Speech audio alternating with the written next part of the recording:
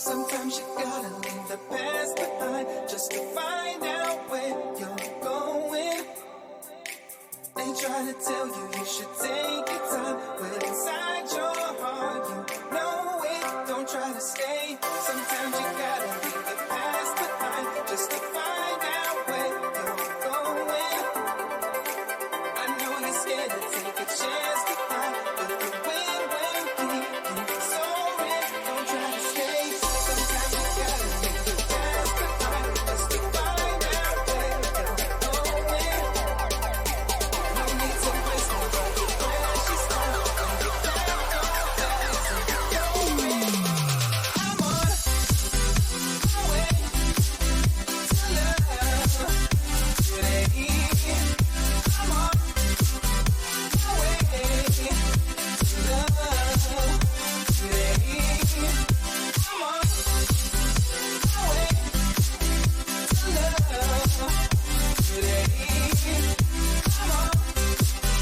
way to love today. I'm on my way. You know I'm on my way. I'm on my way to love today.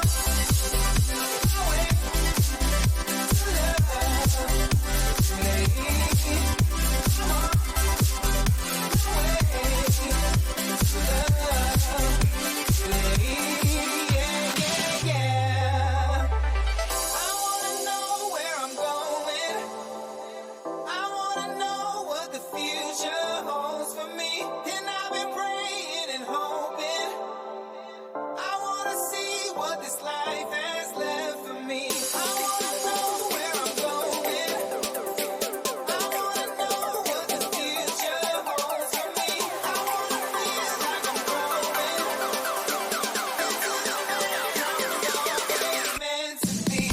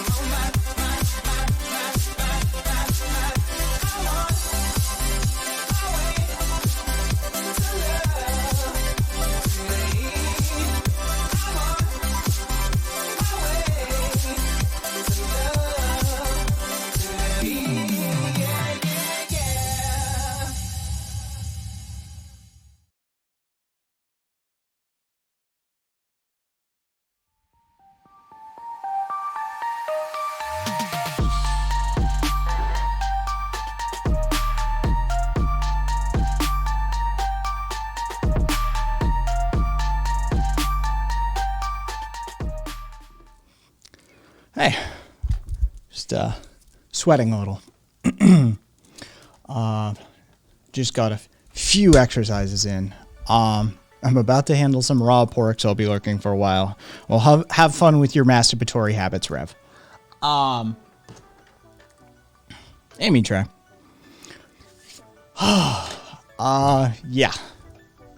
Just sort of getting my brain squared away. Hey, Caboose.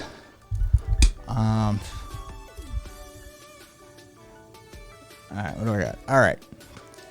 Yeah, I just sort of hit a weird mental space 20 minutes prior to stream. Yeah. So just sort of having to shake that loose a little bit. Carnitas. Is that what you call it? Did some asymmetric exercises. Left wrist is a little tight. You have to keep an eye on that. Because my left arm is smaller than my right. And so trying to equalize that a little bit. Trying to focus on that somewhat. but it's hard for me not to do the whole gamut of exercises once I get started. So, yeah. Oh, how's everybody doing? Info was here, like, spot on first. And hey, Sleep Easy. Hey, Doc. Joe, of course. I was speaking to you earlier. Mitre, Rev, Caboose, and whoever else is lurking. Yeah. Kind of one of those days now. It's kind of one of those days. I'm in a little weird mental space as a result of some shit. No, we're not going to get into it. Yeah. It did start off rather amusing. For those of you who didn't hear the news, Louis Gohmert, who by his own admission, some people call him the dumbest person in Congress, asked a U.S. Forest Service official if it was possible to alter the moon or the Earth's orbit so we can, like, fix climate change. In a congressional hearing, a U.S. representative asked a U.S. Forest Service official if we could change the orbit of the moon. I mean, this is in the ranks. Like, this may be a new top one. Like, this is the Hall of Fame for this sort of shit. This is up there with, like, oh, we better not station too many naval personnel on the island of Guam or else we might flip the island level. Yes, that happened too.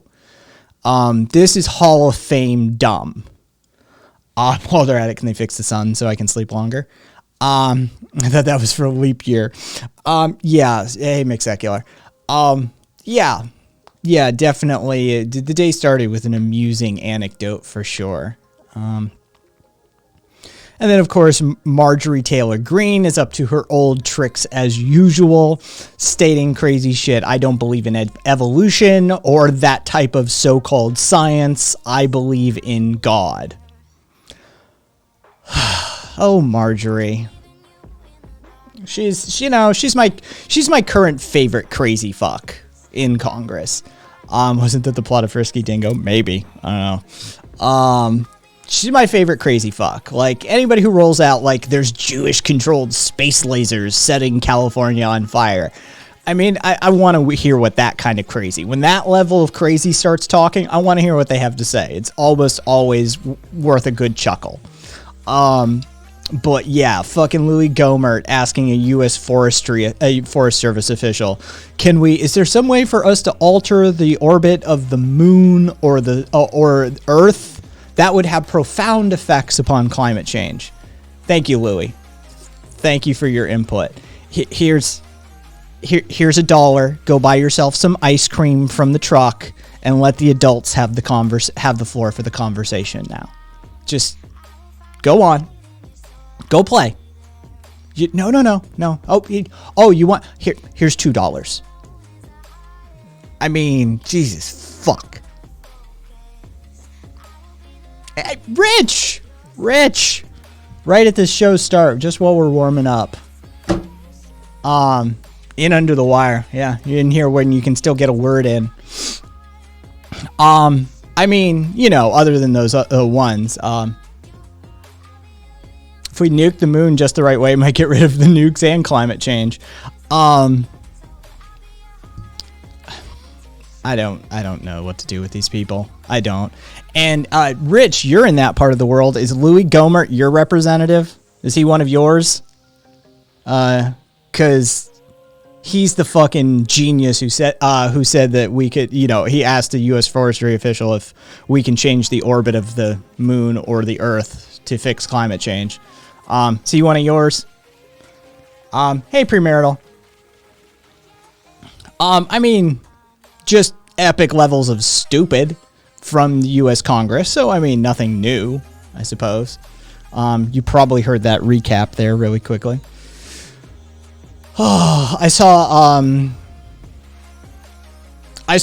was it Castillo won the runoff, in Peru. So no fucking clue. I haven't kept up with any politics in 4 months. All right. Good to know. Well, they need to research it, so maybe fund NASA. Yeah, snafu.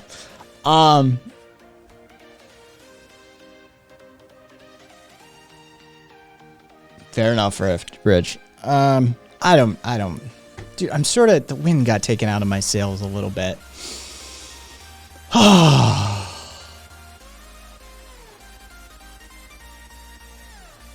don't know what I'm going to do with this stream now. I honestly don't. Can't wait for Fujimori to become Trump with tits and cry foul for the next year. Yeah, what is it, Keiko or whatever the fuck Fujimori's first name is. But, yeah.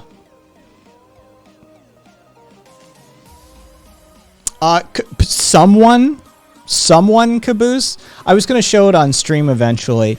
Yeah, the cop who performed a pit maneuver on a pregnant woman who was afraid to pull over just on some random dark spot on the side of the highway. So he basically went into she's fleeing mode and performed a pit maneuver and flipped her fucking car.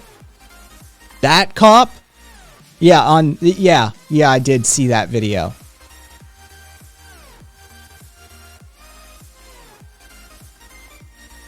Let me see if I can get the video really quickly. Hang on. Hey, Marcus! Unrelated question. Why are cops? Art Marcus, thank you for the resub there, by the way. I did. There's been a few of those designs over the years, Rich, that have been sort of put forth. Zen's killed millions. Welcome. Thank you for the follow. Okay, Joe. Here we go. Be ready to fill your anger quotient for the day.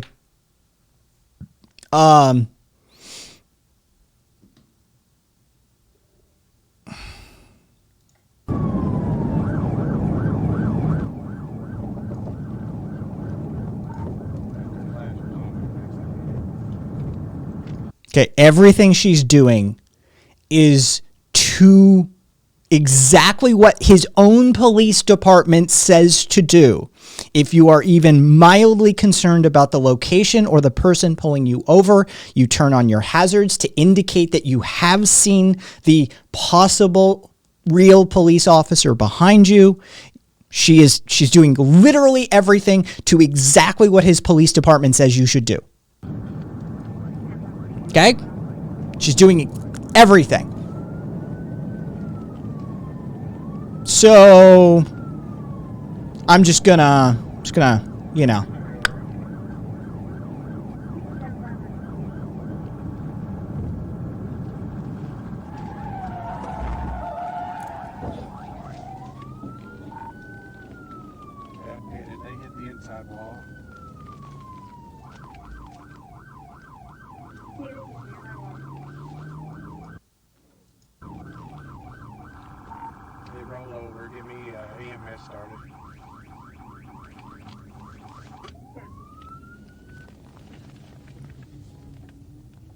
She's pregnant. She's pregnant. This is a woman who is with child and is in that mind state, right? That when you're a parent or you're going to be a parent, you hit that mental space that you're not just protecting you anymore. You're protecting us. You're protecting your family, right? She was concerned. There's no real shoulder to pull over on. She's not entirely sure what's going on. She puts on her hazards to indicate what is occurring, and he gives her all of 10 seconds maybe, and then pit maneuvers her. Got the number 3 lane shut down.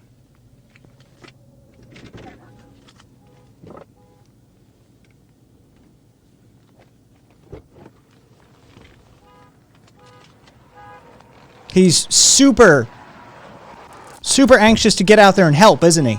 He's really rushing to the scene there, isn't he?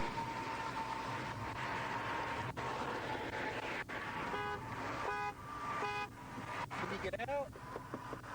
Come on out.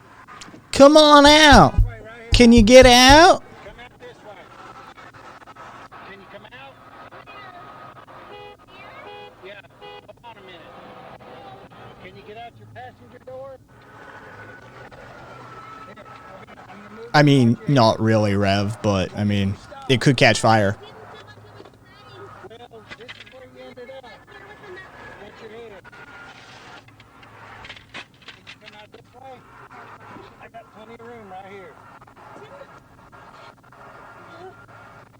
Are you the only one in the vehicle? Yes. Okay. Pregnant. Well, ma'am, you've got to pull over when we stop. It doesn't matter, ma'am.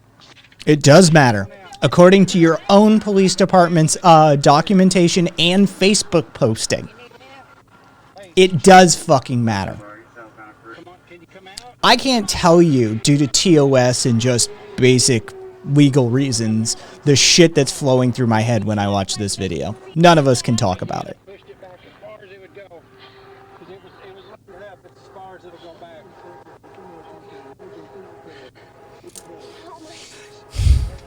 Ma'am, all you had to know, she's got blood all over. Oh, she got blood all over. Really? I wonder why. I wonder how that happened. Is it somebody else's blood? Come on out, can you? Trust me, so do I, Caboose. More than just TOS. Oh my gosh. Thought it would be safer to wait until the exit. No, ma'am, you should pull over. So I pit maneuvered you. You were running 84 miles an hour, and I was trying to get you to stop. And then when I pulled up alongside of you, you saw the state trooper, you looked over at me. Because And you I kept going. barely see. Let's go over here. I lost my shoe. I will take care of that. Go sit down over here, okay? Lift me over. Road. Sit down right there. We call it a pit maneuver when people flee from us. You stand correct. Anger quotient filled. Yo, yeah. What happened, okay? Yeah. Sit down since you're pregnant. He gave her maybe 10 seconds. Maybe.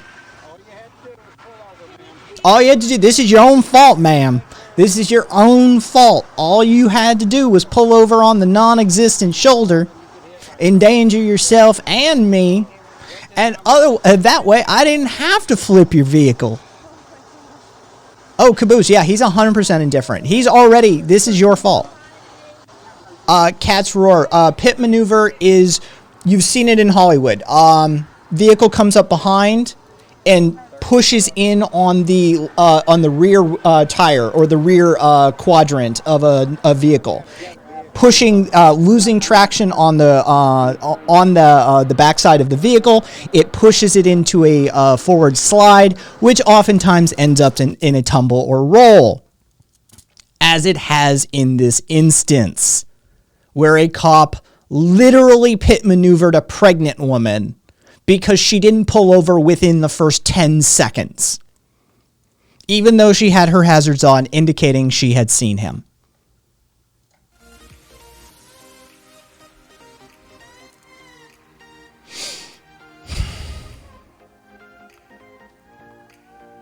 Yeah.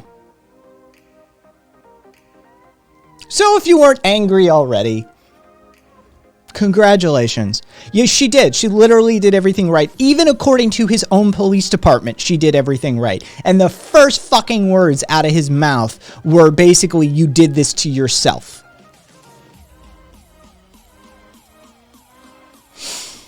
Ugh.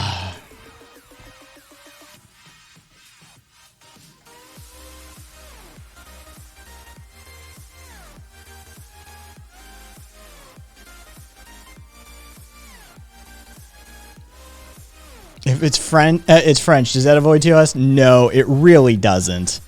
Sorry, Marcus.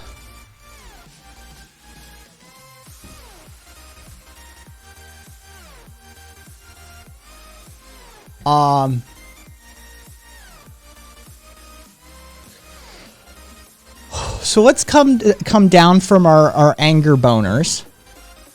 And just sort of let's watch Crazy. Crazy's always a good sort of come down from the anger boner.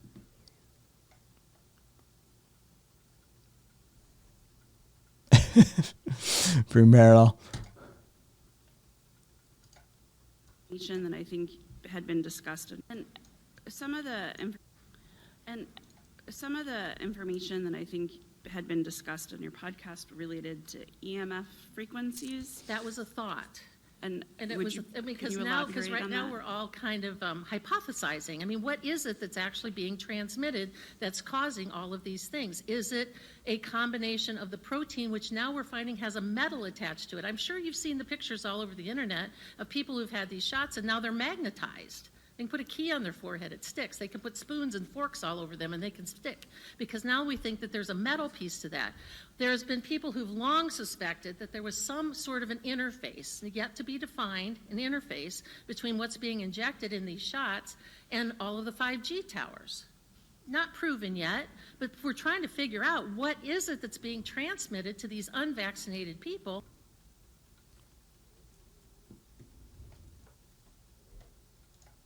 So, those of you that have had your COVID vaccinations, are you a magnet? I mean, this is nothing. Both of these last two videos from Arkansas. Right, be very convenient. Yeah. I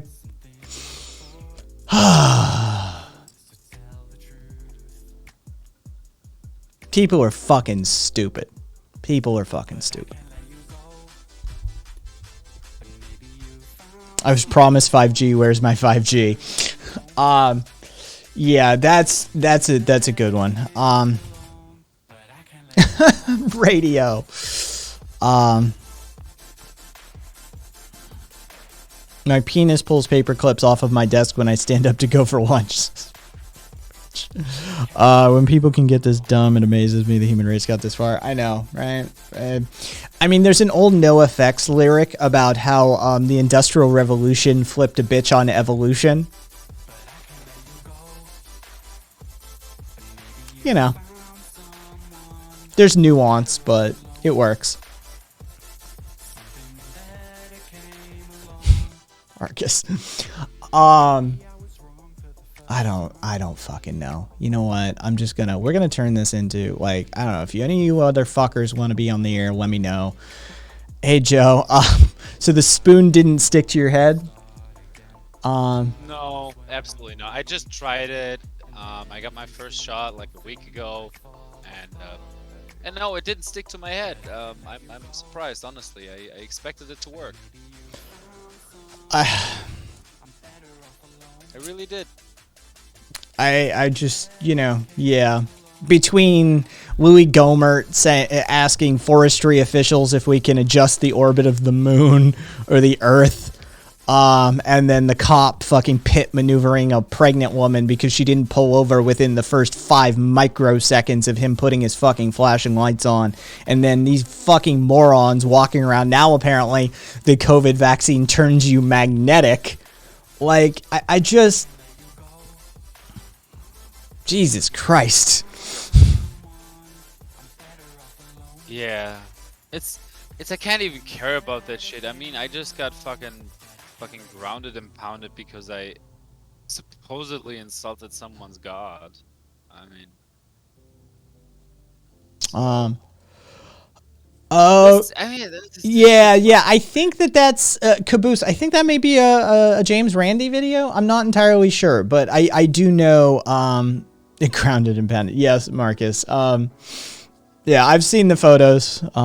Joe got a bit of a shiner from some fucking dumbass. Psycho, to be fair. Yeah, it feels to me like that's a James Randi thing. But yeah, I remember it was just his oily, greasy, sticky skin. As soon as you apply a layer of baby powder to him, fucking shit just falls off him. Which... Oh, he was Christian. Radio Yerevan, he was Christian. He was Christian.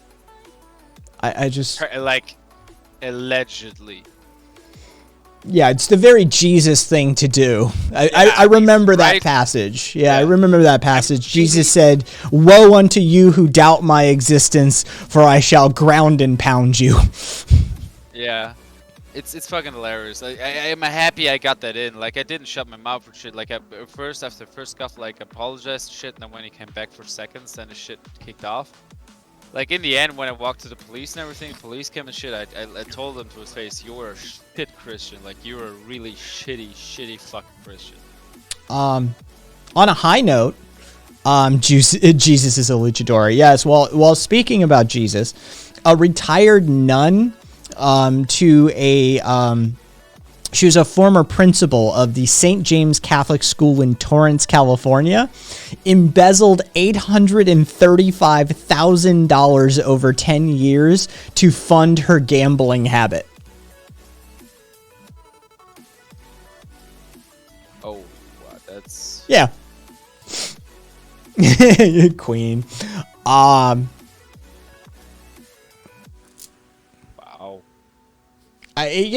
Hey. I don't even know what to say to this shit anymore. I'm so over all of this shit. I don't even know what to say anymore. Oh, boo to Amp Links. Boom. Boo to Amp Links. Don't fucking spread Amp Links. Oh, and it's New York Times. Oh yeah. I mentioned this the other day. Yeah, they paid less than 1%. The top 25% of the economy paid less than 1% in taxes. Yeah, it's does it surprise anybody? I mean, the only thing that came of the Panama Papers, remember the Panama Papers? Remember that huge leak of documentation that showed how the world's elite and corporations were hiding funds in Panama in shell corporations? You remember that? You remember that happened a few years ago? Yeah, the only thing that came of that was one of the reporters who was responsible for leaking that story or breaking that story. She was assassinated. Yeah, that's literally the only change that came from the Panama Papers, was one of the reporters who was critical to that breaking of that story was assassinated. So, yeah, wow, color me shocked. The ruling elite, the oligarchs, don't pay any taxes. Wow, I'm fucking flabbergasted. Who would have guessed?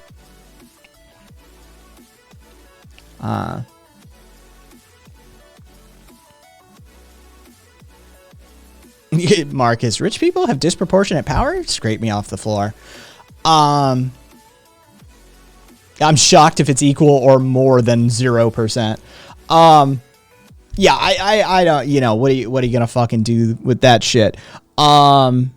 And if you want to keep your like murder boner going, your murder boner, your rage boner going, an Alabama police officer convicted of murder. That's why I'm murder boner. He's convicted of murder. He's literally still being paid. All right, this motherfucker shot a suicidal man who was holding a gun to his own head. All right. What? All right. He's still being paid. He's still got a paycheck. Just, there you go. What the fuck? He shot him when he was holding Catch you later, a gun to Rich. his own head? Yes. Because that's what cops do. If you're suicidal in this country, they'll help you along. Yeah, death by cop. Okay, suicide by cop. Yeah, exactly right, Rev. Yeah, this motherfucker's still getting a paycheck. I mean, the guy really just wanted to shoot someone, and he thought like, "Oh, this motherfucker wants it. Let's go ahead." I have told the story numerous times on the air. We had a cop in Las Vegas serving on the Metropolitan Police Force who his girlfriend testified that numerous times and I've quoted this directly before. I won't be doing it this afternoon or this evening.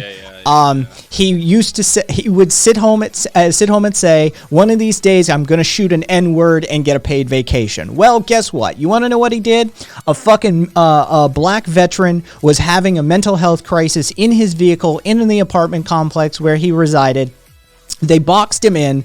He freaked out. He tried to back his car up. The cop unloaded on him and executed him. Guess what? 2 years he was on paid administrative leave. At the end of those 2 years, he got a fucking severance package and a pension for the mental duress that he had to suffer for executing that black man.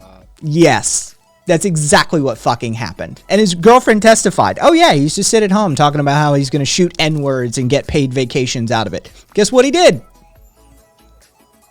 Yeah.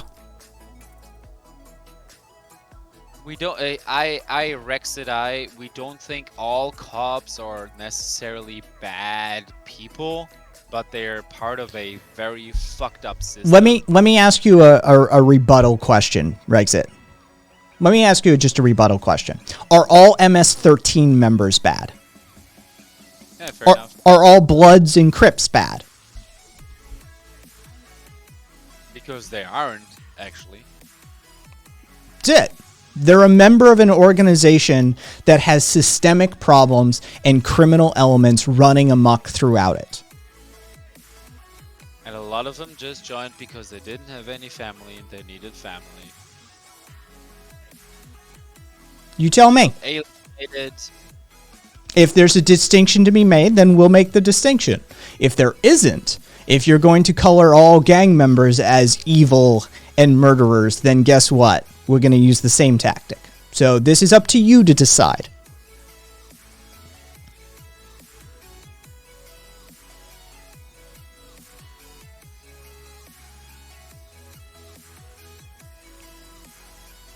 Well, premarital, if you'd live in warlord era China, you would probably just be a serf. So, Yeah, I'm good. I can pass on that shit. Like with all the problems we have, I'd rather live right now in our systems than I would in some fucking warlord feudalistic era of any fucking country on this planet. Like, it's not even about China. This is why we have racketeering laws. This is why we have things like RICO. This is why we have criminal association laws, right? The same sort of law was implemented for gang members.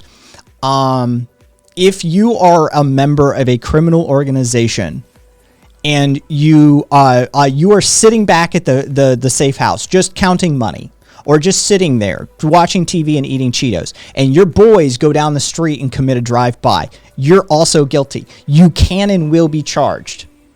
All right? This is what we're talking about. Yeah. So why does that not apply to the police? Weird. Rexit, I don't need to... Origins of and problems with policing. Old episode. I lay it all out for you, beginning to end. I draw an unbroken line. I show an unbroken thread from literally the origins of metropolitan policing under the London system, how we end up with the slaying of pigs, how this inspires the Boston Metropolitan Police Force that goes on to inspire New York and Chicago, how this intertwines with the Southern slave patrols, and how this moves forward all the way through sharecropping to Jim Crow to the 13th Amendment, how it's actually codified legal slavery in this country, and how the criminal justice system was set up to oppose leftist and black organizational methods within this country. I'm sorry, I've already done this. I'm not doing your homework for you. I've done this at length numerous times for people. Yeah. If you want your proof, go to my website, kaisthings.com, KAIS things.com. Go to the podcast section. Go to the Proudly Radical podcast section. There is a search function for the episodes, and you want the origins of and problems with policing. Yep. There you go. I've already done this. So, yeah, I'm not your fucking monkey.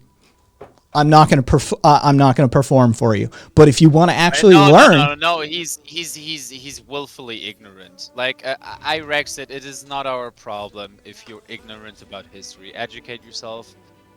I just gave you the rundown of his personal explanation for all of this, but you're starting to be a sorry bitch, and you start with crying about ad hominem attacks, which none of that was actually ad hominem. Exactly, none of that was ad hominem, and so you're here in bad faith. If so you want to be taken seriously, don't act like a little child, okay? Go learn. Kaiser. And hey there, Rabbit. Yeah, your lying isn't ad hominem. And And Google is free. DuckDuckGo is free as well, and I would highly recommend you use it instead of Google. But again, the search function on my podcast section on my website doesn't use either of those. It is a self-contained system, so you don't need to worry about being tracked by it. But I do believe it's probably something like episode 7 or 8. It's one of the first issues I covered under my podcast. So feel free to study. But I'm not here to do your homework for you. Irexit said nobody got mad. Nobody really got mad. Come on. I'm an anarchist, Rexit. Individual autonomy is the core component, one of the main tentpoles of anarchism. I am not responsible for, I do not command or order or control any of the people who watch or listen to me or inhabit my community in one way, shape, or form. In no way, shape, or form. They are adults. We are an 18-plus community, and they are responsible for their own actions, just as you are. So educate yourself. Don't get mad. We didn't do any ad hominems. We didn't personally insult you. So Premarital. Go touch well, then, grass. well, if you're not mad, why did you cry about being insulted? Whatever. I'm done.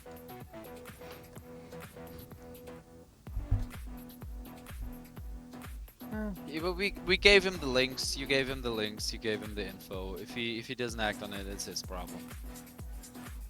Their problem. Hey, Karina. You're welcome to jump on air if you want, Karina. I'm just going to do like panel-esque. The closest thing I get to a panel for this stream. Bit of a weird mental space right now. But yeah, I never did copy I never transformed that script into an essay, and I've been meaning to for fucking ages. Maybe one of these moments, I'll get around to actually doing that, so I can just post the essay portion of it for people, and just be like, here, read if you don't want to listen. But yeah. Oh, I don't think. Okay, let's begin with the ad hominems. I don't think Irexit is too big of a reader. yeah, if we're gonna get, that's the thing. If I'm gonna get accused Like, for an ad hominem attack, I might as well be guilty. Yeah, right? Like, I might as well be guilty of the crime. Yeah. Let's go for it then. But you were pretty toxic. I don't know if you were you were a thing last night anyway. Wait. It wasn't that bad. It wasn't that bad. He was. No. He was here last night. That's why Caboose was like, "Oh, he's back." Oh, okay. Yeah, I wasn't there for that. Okay. Fair enough. Yeah. And yeah, he got into it with Amorous and quite a bit last night. Yeah. Basically, yeah, he's drawing false equivalencies. And as such, let me pull up the chat log. Actually, it's always adorable. Some really deep cuts there, Revworth. Your mother was a hamster and your father smelled of elderberries. God damn. Oh, yeah, he lost by Godwin's Law a couple of times over. 3 times over, he lost by Godwin's Law. I think we should cancel Revworth. That was too toxic. Like, your father smelled of elderberries. I blow my nose at you. Yeah, Rev is going full Monty Python. Yeah, that's a bit too far. That's Yo, what's up, Cat? Yes, Caboose. He was that guy.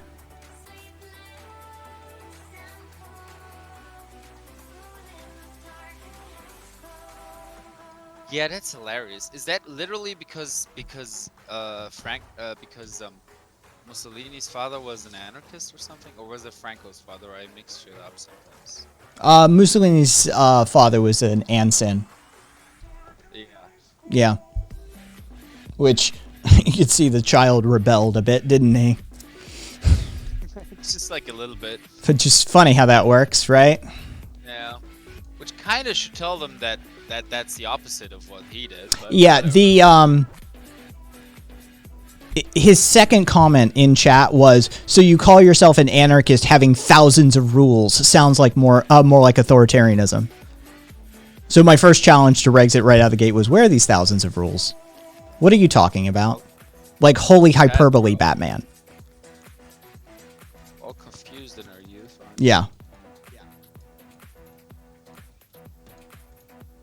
He called a set of philosophical ideals that allows for individual autonomy and to make up your own mind, pushing narrow-minded ideology and forcing people how to act, and the moral equivalency of Nazis. This is what you're dealing with. Just know that. Like, he lost by Godwin's law 3 times over last night. Yeah. Yeah, it's like, hey, people should be free to make up their own minds and form power dynamic and associations, utilizing the mechanics of free association within an anarchistic system. That sounds like Nazism. Yeah, that's totally what National Socialism was about. 100%. Yeah. And don't even debate it. I'm looking at your fucking chat log on the side. Right? Like, don't even try and maneuver this one. I'm looking at it.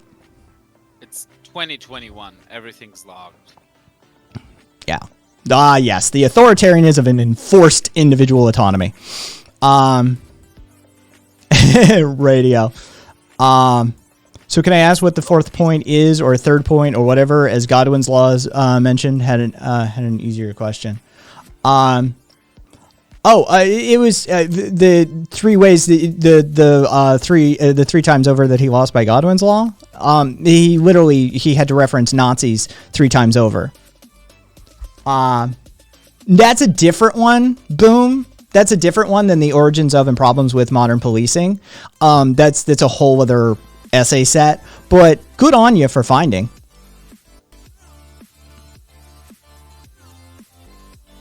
Yes, I know. You were talking to Amorous, and I have his chat log as well. Funny how that works, right? I got a feeling he's not hip to modern technology. I do enjoy that one, though. I really like... I have fun naming essays. I always have. Police officer fatalities, or how to control a populace using lies and force. Yeah, in that one, I use their own fucking statistics, the National Law Enforcement Officers Memorial Fund statistics, as to break down the threat, the so-called threat against police officers' lives and well-being in our nation, and how not dangerous their job actually is, especially compared to the private sector. Cops are basically in no danger compared to everybody else. It's absolutely ridiculous. Our lives are constantly under threat. We're going to war every day to protect the public. No, you're not. No, you're not. Your own numbers prove that wrong. Yeah. And so, yeah, I used the National Law Enforcement Officers Memorial Fund numbers to break it down and do the math. And it literally, and this is when I wrote this. This was January 16th of 2020. And so I used the December 27th, 2019 final numbers that the Memorial Fund had put up. And 128 federal, state, and local police officers died in the line of duty. But hold on there, Sparky. We're not done yet. 43 of those 128 were traffic-related fatalities where the officer was outside of their patrol vehicle, struck by another vehicle while engaged in activity on the road. Not intentional homicide, but vehicular accidents. So after some basic arithmetic, that leaves us with 85 officer fatalities in 2019. But wait, there's more. Next, we need to subtract the 19 officers who died from job-related illnesses, leaving 66 officer fatalities in 2019. So if you think we're done, think again. Take those remaining 66 and subtract the 12 that died from 9/11 attack-related illnesses, and you end up with 54 police officer deaths. But don't forget the one officer who died due to fire while on duty, and the one who died on vacation in Hawaii, and now you're down to 52 officer fatalities. By the way, yes, if an officer dies on vacation in Hawaii, they actually count that as a police officer fatality on the official statistics rolls. That is numbers you have to account for. 52. Petty. Now, petty fuck. Yeah, right? Super petty. 52. Now we can finally start to talk about the violence/aggression-based fatalities police face while on duty. That would work out to be 49 from firearm-related deaths, 2 from beatings, and 1 from a strangulation. 52 deaths. Let's use very loose total police presence in America, provided by the same group. of over 900,000. And just round it down to an even 900,000 for the purposes of easy math. That works out to roughly 0.0058% of the current police officers employed were violently killed in 2019. That is, 58 millionths of a percent. I'm sorry, 58 thousandths. Sorry, 58 thousandths of a percent. You know who has a more dangerous job than that? Basically everyone. Seriously. Here's some Here's some interesting job statistics for other professions. Granted, some of these numbers are from the 2018 to 2019 period because these numbers are more difficult to come by. But they were provided by the U.S. Bureau of Labor Statistics. And they were compiled by Advisor Smith, who is an insurance company, insurance analysis group, who makes money from knowing these numbers. Okay, so you would just some numbers, right? Just some numbers. Loggers, fishermen, sailors, oilers, pilots, flight engineers, paving, surface operators, dredgers, excavating, derrick, rotary drill and service unit operators for oil, gas, and mining, transportation workers, roofers, maintenance workers, machinery workers, woodworkers, septic tank servicers, recyclable and refuse collectors, iron, steel workers, drivers and truck drivers, so your pizza delivery people as well, farmers, ranchers, rail track layers, maintainers, iron and rebar workers, riggers, first-line supervisors of farming, fishing, forestry. You notice that right away that police officers don't even make an appearance on this list. As in they're not even in the most dangerous professions in America, though they would, of course, have you believe otherwise, wouldn't they? The truth of the matter is that police don't face violence or danger really in their jobs. This is the statistical truth of it. And it's through these blatant lies that they've invaded your local communities to terrorize your people with literal military-grade equipment that they gained access to via the 1033 federal program. They have poorly trained, and if you pull up the article, pull up the essay that was linked, every single one of these things, when I say they are poorly trained, there's a link to showing why they're poorly trained. Poorly educated, there's a link to showing why they're poorly educated. Low IQ, there is a link to that to show why they have gone to court numerous times to screen for lower IQ'd police officers. All right? Scared out of their mind, link to that as well. Terrorists, linked to that as well, roaming our streets armed with AR-15s, MRAPs, and head-to-toe black uniforms looking like any bad guy out of a Hollywood movie. The rise of the warrior cop has occurred in direct response to this nonsensical horse shit that they continue to spew. In fact, it's getting safer to be a cop in America from 2018 to 2019 as they had a decrease in fatalities and injuries across the board, federal, state, and local. Yet, they still advocate for greater armaments, immunities, and access to our everyday lives. Interesting. So why is any of this important? Because if we're going to ever fix anything in our country, some people protesting and public protesting and resistance is going to be necessary. Ever notice who the first people who respond to a perfectly peaceful protest are? Yep, the police. There's a link to showing that as well. If the protest is in any way a threat to the status quo, read effective, then they're going to kettle, there's a link to that. Pepper spray, there's a link to that. Beat, there's a link to that. Shoot, there's a link to that. And even drop C4/Tovex TR2 bombs, link to that. Destroying entire neighborhoods, link to that. Until the status quo is maintained. To improve anything truly in our society begins with radical police reform. Yep. And we're not saying that there doesn't need to be anyone who kind of fucking looks at things are okay or like watches that nobody's going nuts and shit. We're saying that this organization, the way it's organized now, is really fucked up.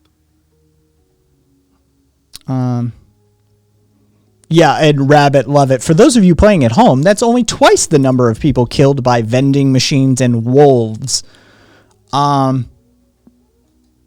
Oh, yeah. Cops shoot an average of, I forget how many they're up to these days, because the number has been climbing. 9, 8? Wow.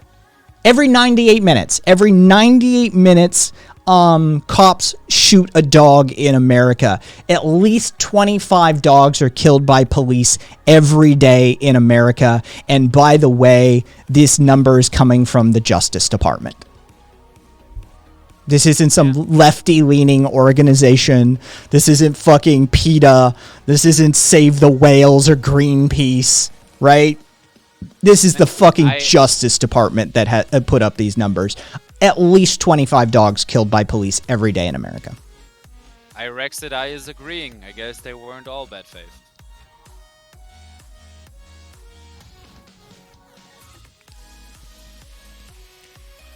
Guys, don't pile on. Marcus, guys, it's twice. It's actually twice.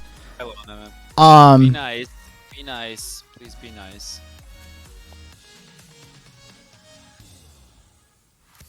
yeah, you're talking the circuit court, the Second Circuit Court of Appeals one, Marcus, was for Connecticut. There was actually another case involving that as well, and that one got upheld as well, by the way. So just putting it out there. Hey, L. Hey, L. This is something, yeah. Fuck, Caboose misspells a word, needs to go on the bingo card. Yeah, if somebody ever wants to make the bingo card, by all means, make the bingo card. They leave a doggo in the car because they know they're like so busy, and then it's no big deal, though. Marcus, remind me. Poke at me or something on fucking Discord, and I'll get you the second stuff. Yeah, no, I actually agree. Like, better trained police in a correct way, like in a proper way that we like, in a democratic way that actually is focused on saving human lives and actually helping the individual. Yes, that would be amazing. That would help a lot. Wouldn't change a lot of the systemic shit, but yes, that would be a good step. Someone who lives in a country where that actually is the case, I can say to you, yes, we still have problems with police, systemic racism and systemic authoritarianism and bullshit, but at least they just don't walk around fucking capping people just because they have a mental health issue. Here's the problem. Here's the problem with it that. Happens here too, but just here's the problem with that concession, Rexit. Here's the problem with that concession. All right, that you just made. You've just pointed out as a systemic problem. Right? It's not just a few bad apples, right? The full phrase of that, by the way, the full turn of phrase is not just a few bad apples and everything's good. It's a few bad apples spoil the bunch. All right? What you've just indicated is actually a systemic problem. Yeah. And that goes to speak to the admittedly sometimes poorly worded slogan of all cops are bastards. It's not about the cops themselves. It's about the fact that they are participating in a intentionally poorly designed corrupt system. That's what that speaks to. And you've literally just admitted that this system is very poorly designed. It attracts the wrong type of people. It does not give them the tools that they should have, but instead gives them David Grossman, Rise of the Warrior Cop style brainwashing and fearmonger training. Right? This is a systemic issue. Which kind of goes to prove our point, doesn't it?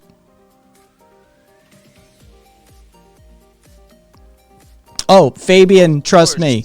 Oh, Fabian Liberty. Is that a reference to the Fabian Society?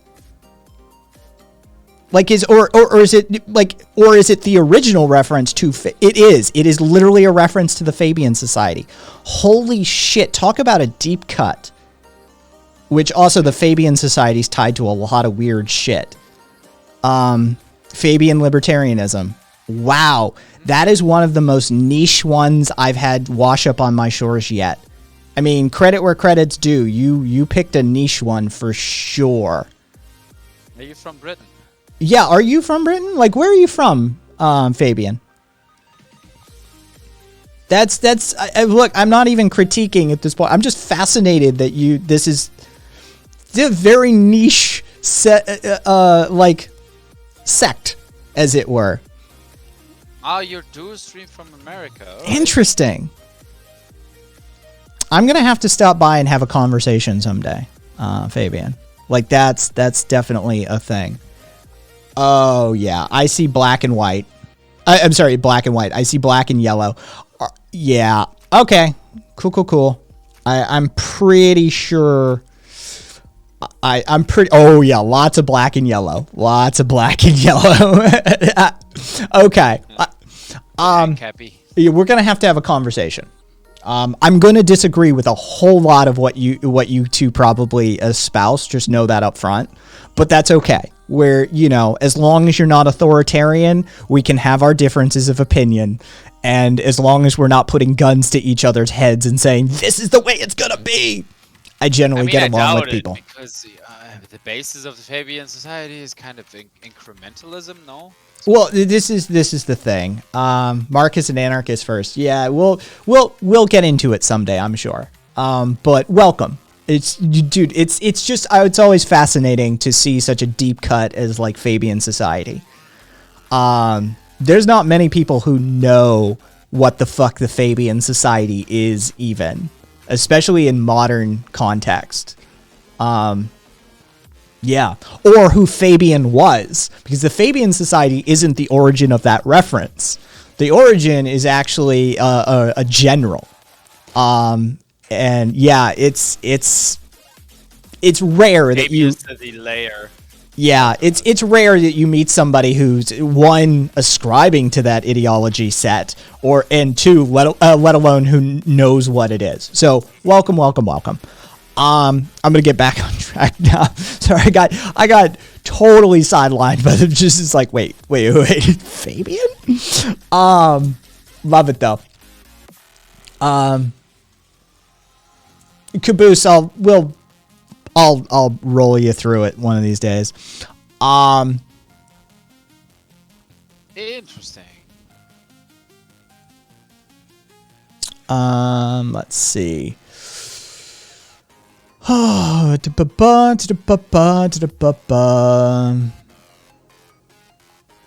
cool. Just want to make sure I got all that.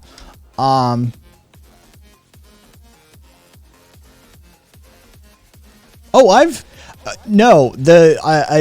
can say, like, even as a skinny white kid, like, when NHP pulled me over, I've got some really fucked up stories from cops who are absolutely, like, the time that it resolves well because I'm connected, and that's the thing, it's who you know.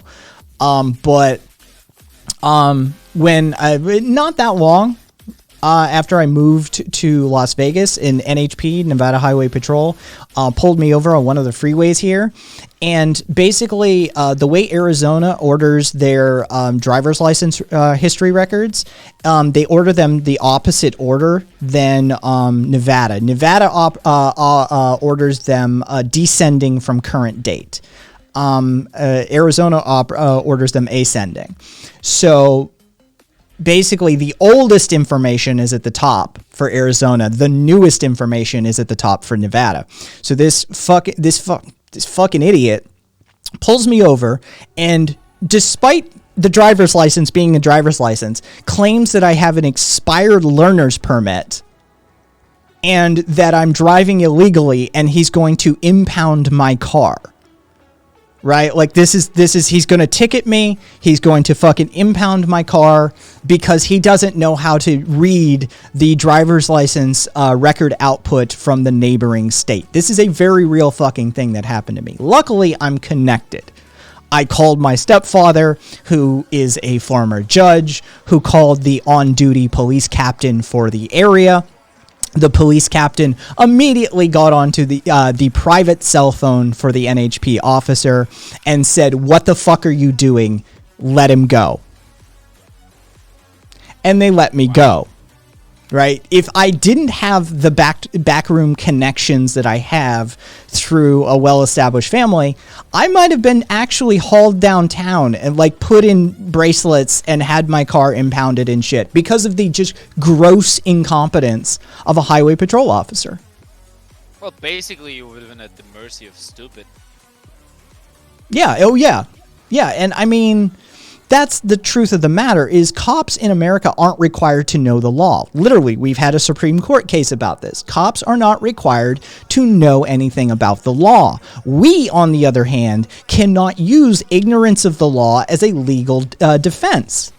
American citizens cannot say, I didn't know about that. That is not a legal defense. A police officer can say, I didn't understand or know the law, therefore I arrested them illegally. Perfectly legal defense. We are not allowed to lie to police officers. Police officers are allowed to lie to us. If I did even 1% of the reckless gun handling that I have seen police officers do over my lifetime, I would be doing hard time. It's that's insane. yeah, it's just ridiculous double standards.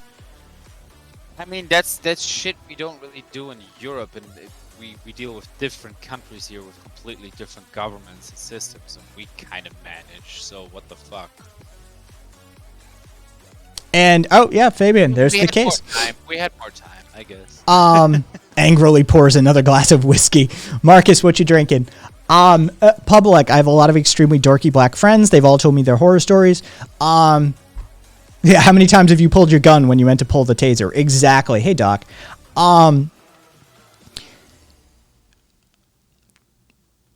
We all know what color Kai's partner is. And you think we haven't had that conversation? You think we haven't talked about how the difference is in the talk between the white family and the black family, right? You think we haven't talked about the, levels of interaction that he has had with police? He's even got he's got PTSD as a former military officer. Was he an officer? Yeah, I think he was an officer. No, wait. No, he never made it to officer.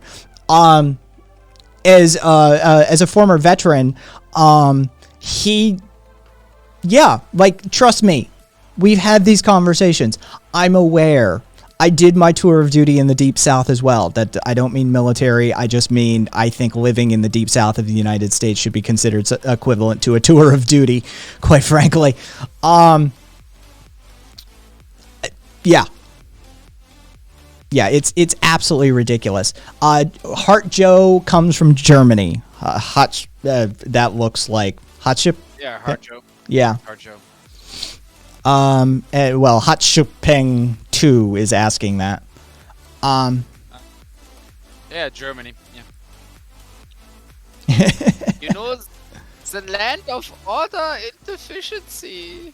Well, that's actually Switzerland. To be fair, it's not Germany, that's Switzerland. I don't know why we get that, because the Swiss are so much more anal about all that shit than we are. Nice, Rabbit. Rev, I'm white and I have 2 mixed stepkids that I have to teach this stuff to. Oh, fuck, hey, Rev. Yeah.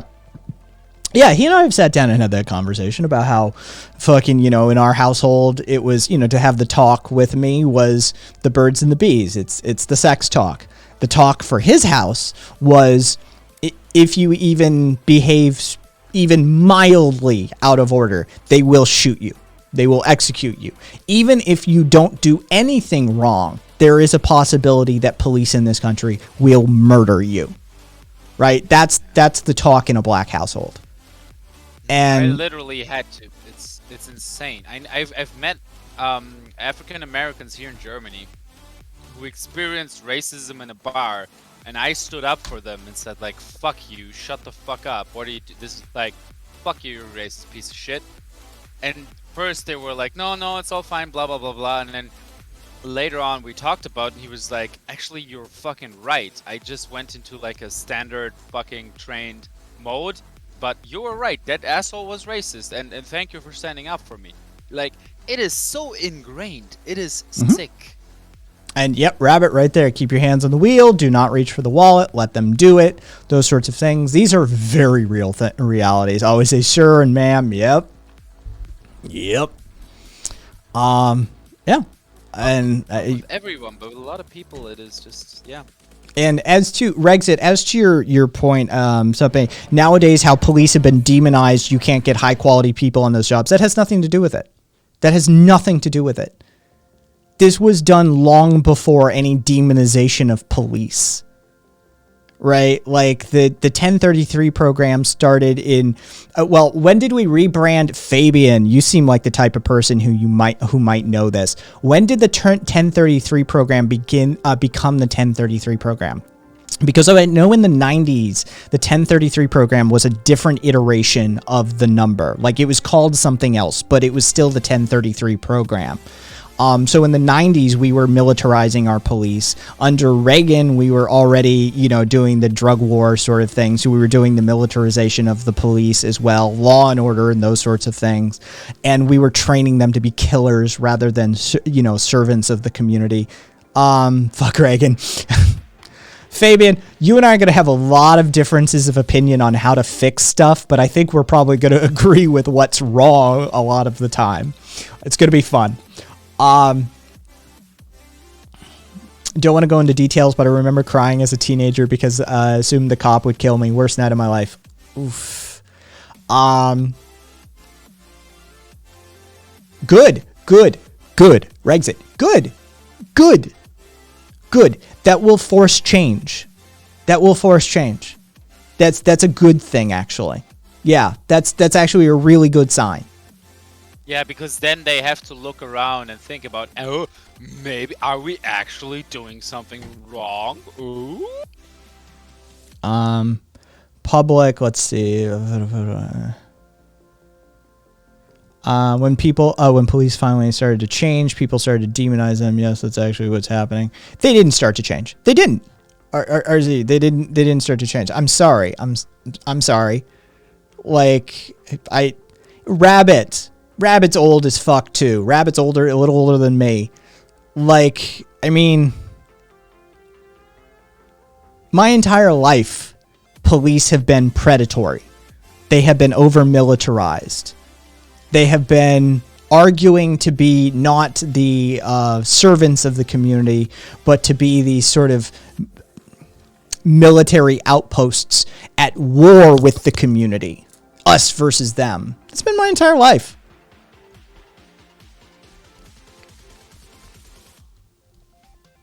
Yeah, Rabbit's been around. Yeah, see, that. By the way, Fabian, there is no such thing as ANCAPs. ANCAPs don't exist. There's just not a thing. There's no way to square capitalism and anarchism. And if you want to get into that sometime, I will more than happily walk you through theory to do it. You cannot square that circle. There's just no way to do it.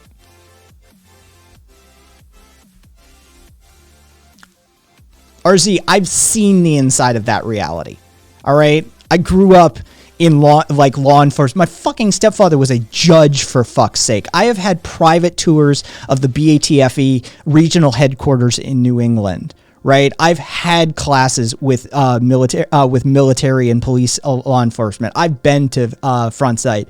I've been to these, I've taught those classes to some extent or another. I've shaken hands with David Grossman. All right, this is my fucking arena, basically. Like, this is my circle growing up. I know these people. All right, this is just. Ugh, Jimmy Dore is fucking cringe, man.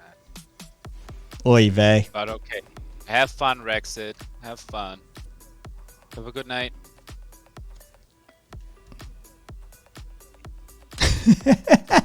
Jimmy Dore.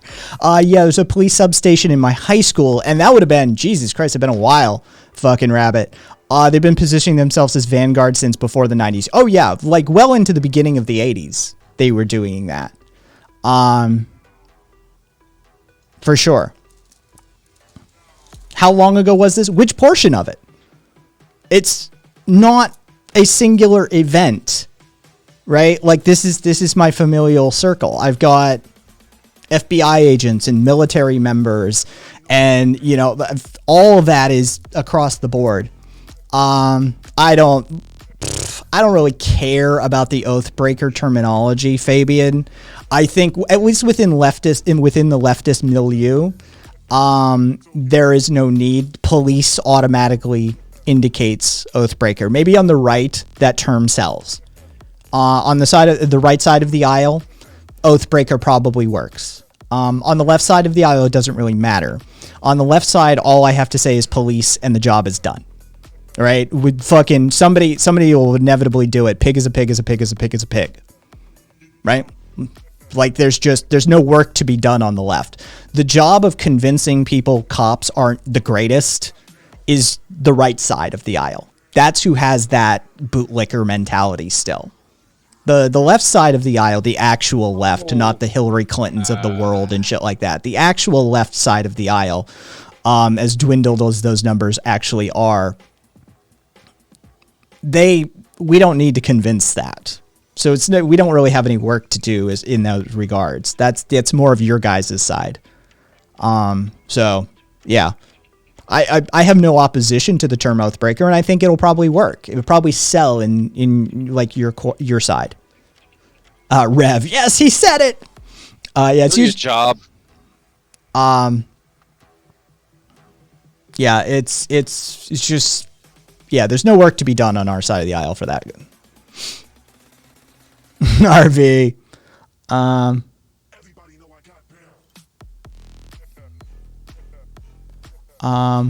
Wallata, the origin actually starts with Sir Robert Peel, what is considered the founder of the modern metropolitan policing format. Sir Robert Peel was a member of the Lords. Was a lord in Britain. He established, what was it, 1889, 1839, something like that. Forgive me. I'm flying by the seat of my pants on this one.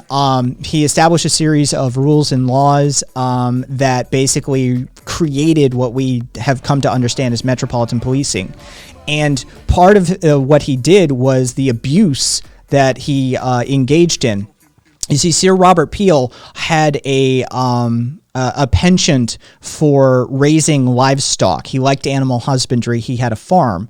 And I believe it was the Berkshire was his breed that he cultivated. But the Smithfield Market in the center of London, they put a moratorium on livestock being brought to market. You had to butcher it. That way they didn't have all of the grime, the feces, the chaos of bringing in live livestock to the center of London. You see, Sir Robert Peel, being the head of the Metropolitan Police Force, felt that he was above this. And so he would use his bobbies, his constables, to literally march his livestock right down through the center of town into the Smithfield Market, overturning produce stalls and shitting on the ground everywhere. Well, his livestock were pigs. So shortly along the way, what happened was people would start yelling, "Peel's pigs! Peel's pigs!" Meaning, get your shit out of the way. There's a fucking herd of hundreds of pigs headed our way, and they will just tear shit up. And flanked on either side of those pigs are constables knocking people out of the way and stopping them from protecting their own stuff from these pigs. So very quickly what happened was there was an association formed between pigs and police officers. This is the origin of the pejorative for police being pigs.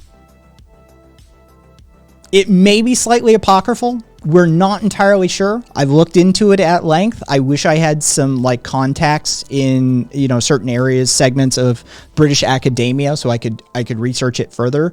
But as far as anybody can tell, it might be apocryphal or it might be real. But we do know he was a pig farmer. We do know they marched livestock down the roads. We do know he abused his power. We don't know for sure if the association began there necessarily by people yelling "Peel's pigs" as the pigs came through. All the other stuff is true. So there you go, Wallata. That's how pigs became associated with police. Fabian, Michael plays MTG and Magic the Gathering, and Lefty Lucy, I think is how that's supposed to be read. All thank you for the follows.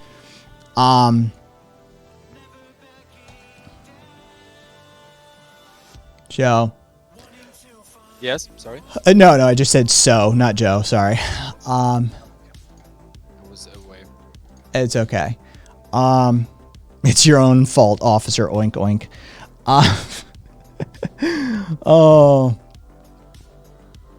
Liberty.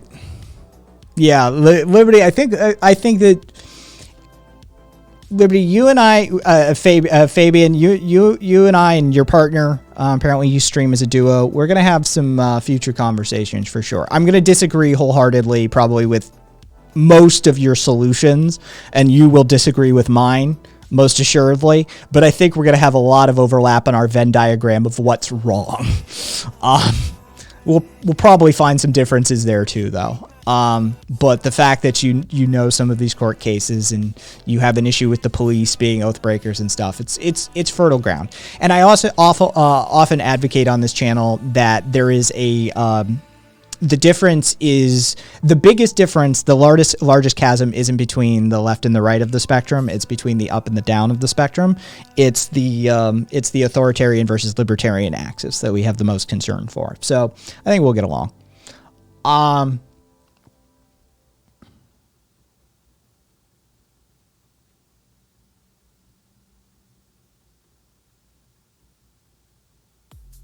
Oh, why is Kyle Kulinski also in that sphere now, Kat? I always kind of liked Kyle Kulinski, but I haven't checked in on him for like a few years. Yeah, but I'm an actual anarchist, and this is the thing. Anarchism belongs on the left side of the spectrum. Anybody who claims to be an anarchist and aligns with the right side of the spectrum doesn't understand anarchistic history or anarchistic theory, in my opinion. Technically, I would be defined or classified within political science spheres as what would be deemed a post-left, post-anarchist. But yes, I am first and foremost an anarchist. But being an anarchist means more than just being against the government.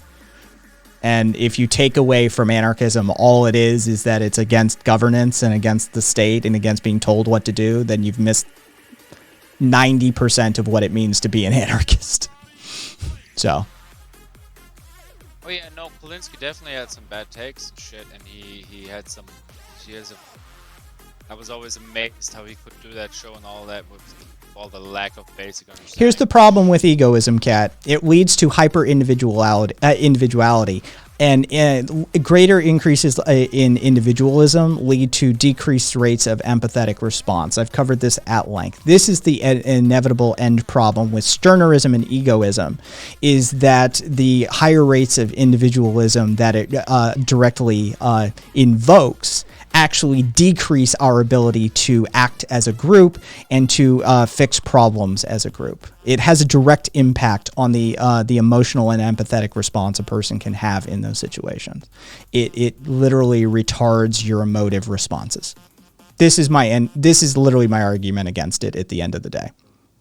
Is it breaks your brain and makes you cold and callous. Yep. Yeah. And that's the opposite direction Americans need to be going in. Makes you Ayn Rand. Yeah, it makes you Ayn Rand. And that is the literal opposite direction most Americans need to be going in. That's fine with some lefties. That's fine with people like tankies and that sort of thing. But when you're talking to libertarians and you're talking to right-wingers, that is like throwing gas on a fire and saying, I'm trying to put out the fire. Like, it's the wrong direction to be headed. There's something to the whole no man is an island thing. There is, Caboose. Yep. Oh, we got some back and forth between Public and Rev. Cool. Apparently I'm too quiet. Yeah, you are a bit low on the meter.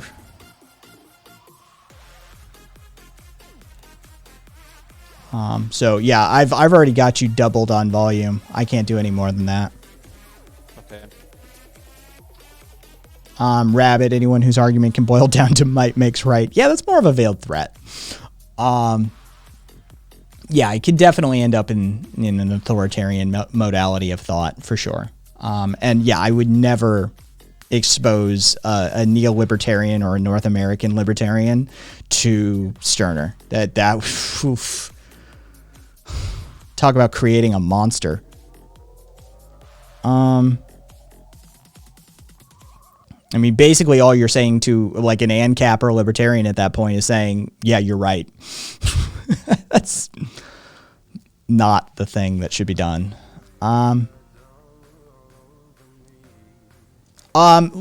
Caboose. Libertarian socialism, I'm fine with. I don't think it's ever had a proper go. I don't think, honestly, I don't think, because all libertarian socialism is a ivory towered or old timey method of saying "ansoc." Right? This is an old school methodology, which arguably could be stated as, even restated as like, libertarian socialism is an 1800s anarchist. So larger influence by Proudhon and Kropotkin than a modern anarchist probably would take. They've definitely taken a little more of a backseat role in the modern context. But my thoughts on it, it's, hey, Marcus, thank you for the biddies. I hope you rest up. Take care of yourself. It should pop here in a second. There you go. Take care of yourself. Sleep well. So yeah, my thoughts on libertarian socialism is that it's basically old school anarchism, and I think that it needs modified with some like modern context and some modern takes. I think it needs updating usually, but by and large, no, I don't have any huge problems with it. Well, no, Caboose, Biden it's is less of a fact. Okay. yeah, it's my slap. If I were gonna slap it like that, my critique for libertarian socialism would be that they actually need a little bit of Stirner. Where egoists go full Stirner, libertarian socialists, like old school anarchists, need a little, like drop of bleach in water to make potable water sort of levels here. We're talking parts per million. They need a little more Stirner in their ideology. They need to embrace that individual autonomy and understand that it is a network of individuals that creates the fabric of society. And so they needed to embrace that a little more. They could also use some Foucault for power dynamic analyses, for sure. And quite frankly, to bring them all the way up into the modern era, libertarian socialists could really use reading some McQuinn.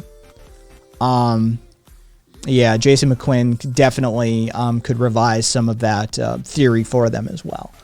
So libertarian socialism, my critique for libertarian socialism is that it's, while I find it not completely unpalatable as an ideological set or a philosophical set, it needs updating. It's very antiquated, and it needs revising into the modern era usually. And so somebody who gets identified as potentially a libsoc is usually somebody, in my view, that needs just a little more of current theory and current events in their life. That's if I had to it a little. Caboose, I can hook you up. I can hook you up if you want some McQuinn stuff. Oy vey. I lived through, wait, hang on. Somebody's talking about, wait, oh, okay. Hey, there's a typo from Caboose. Rabbit, I lived through both. Bush and Trump were both terrible, claiming one is somehow worse than the other is needless. I miss Bush's affectation. I miss like Bushisms. They were funny. They were fun. Sure, he's a fucking war criminal and not a great human being. But I do miss Bushisms. They were actually amusing. I found them far more amusing than the Trump shit. Caboose. Oh God, Bush had some great fucking quotes. What'd you? I missed the Electric Six. I missed the Electric Six gay bar video cut to Bush and Blair. That's oh man. Yeah, that was Bush. He had a comedic sensibility about him for some reason, whether it was intentional or not. That I just, yeah, I made a Bush NPC in Second Life that just shouts famous Bushisms. Oh, he was a frat boy who did coke. Yeah. Yeah. How many deaths happened in the countries he toppled? I mean, look, we've done this before, right? The instant you become a president, you're a war criminal. It's that simple. The instant you're elected to be United States president, you're a fucking war criminal. So, I mean, it really doesn't matter how great of a human being you are. You're fucked in the grand scheme of things the instant you take that office. So, you know, then it's just degrees. Bush was fucking. Okay, RV, hang on. Let me pop your chat log out. Oh, it goes before that, Fabian. It goes way before that. Are you kidding me? From the Carter Doctrine of 1980 on, every president is working on. Are you shitting me? You need to roll that clock back a long ways. Oh yeah. It's a little bit. It's old. It's a little bit slightly homophobic, maybe in that sense. It's not on purpose, but. Oh, RV. Yeah, rabbits like Grant, maybe. Yeah, that clock needs rolled back a long ways. I would argue, as far as human rights abuses go, there's probably not a single president we can excuse. Maybe, oh God, was it Harrison that lasted the 30 days, but most of which he was waylaid with pneumonia anyway? Maybe him we could make an exception for. Maybe. But I DM'd. yeah, oh, I got it. It's just it's almost guaranteed to get a fucking somebody's gonna claim it. So I'm probably not gonna play it on stream. Okay. Yeah. No. That's fair. Yeah. So RV. What about the issue of there being a state? Okay, as long as no unjustified hierarchy or push for lesser state, less unjustified hierarchies. Forgive me. Regarding you and libsocius. I'm not sure how to contextualize this question, actually. What about the issue of there being a state? Is okay as long as no unjustified hierarchy or push for lesser state, less unjustified hierarchy. I mean, yes. I think the way that series of 3 questions and then the libsoc context goes, RV. Yes. I mean, I talked about this last night that it's one of the few things that I truly do agree with Richard Wolff on. That that you can engage in your philosophical, ideological lens of analysis praxis and not necessarily be whole into it. Like you can be a socialist or a Marxist or an anarchist, right? And you can have end goals in mind and you can move in a direction that doesn't necessarily immediately align or is it. And you can do that. You can advocate for things with an eye to the future. As long as you actually do have the eye to the future. You can be like, look, okay, I'm not going to get to point Z today, but point A, okay, so point B goes off a ways, but I can swing it back with C, D, and E, and we can sort of head back that direction. But to get forward, to get the forward momentum going, I'm fine, I'm comfortable with hitting point A, which is leagues and miles away from point Z. I don't know if any of this answers your question, RV, but I mean, I like I said, I'm not 100% onto the context of that. Trying to explain incrementalism on a visual basis for the mind? Yes. For all intents and purposes. Taft gets no credit. He tried to colonize the Philippines. Yeah, he'd be the fat guy who couldn't get out of the tub. Fabian. Oh, yeah. Tree. Fabian, Go ahead, Joe. Honestly, the only one who comes close of the presidents is Carter, and he fucked up too, but can't really blame it on him, I guess. But, Yeah, and RV, that's a problem with anarchists in general, I find, is that the modern incarnation of anarchists didn't learn the lessons from the last 100 years. It seems that I think a lot of, if I were to diagnose, a lot of modern anarchists aren't modern anarchists. They're anarchists who are stuck in the 1800s, maybe the early 1900s. And they haven't adapted their theory or their praxis. Like they're not engaged in praxis because praxis requires theory, direct action, and a reflection upon, right? So clearly they're missing one or two components of this cycle that is praxis. And if they were actually using this stuff and reflecting upon it, then they'd realize that it needs revising. And so I find that a lot of my fellow modern anarchists aren't actually modern anarchists. They are people who are advocating for something that is already an era that has already gone by. Very much like MLs. There's a shit ton of Marxist-Leninists who, it's like, guys, this shit isn't appropriate for the current stage we're in. You need to revise your theory. At this point, they're just conservatives. Rabbit, I mean, maybe me. Socialist Yeah. Rev, if I have anything to do with it, yeah, we would be classified. I mean, this is why I proudly do carry the post-gang stuff forward, is that, I have critiques of the left. I'm not divorced from the left, but I have critiques of the left. I'm post-left. And I have the recaptured anarchistic spirit that is the post-anarchism thing. So I'm happy flying the post-gang flag. But yeah, there is, the people I teach, the advocacy methods that I use, the directions I point people in, very much while they reference and refer back to the old, texts, those texts are only to lay a groundwork. They're only there to establish your history and to know kind of what you're coming from and where you should be headed. They're not current doctrine. They're not current iterations.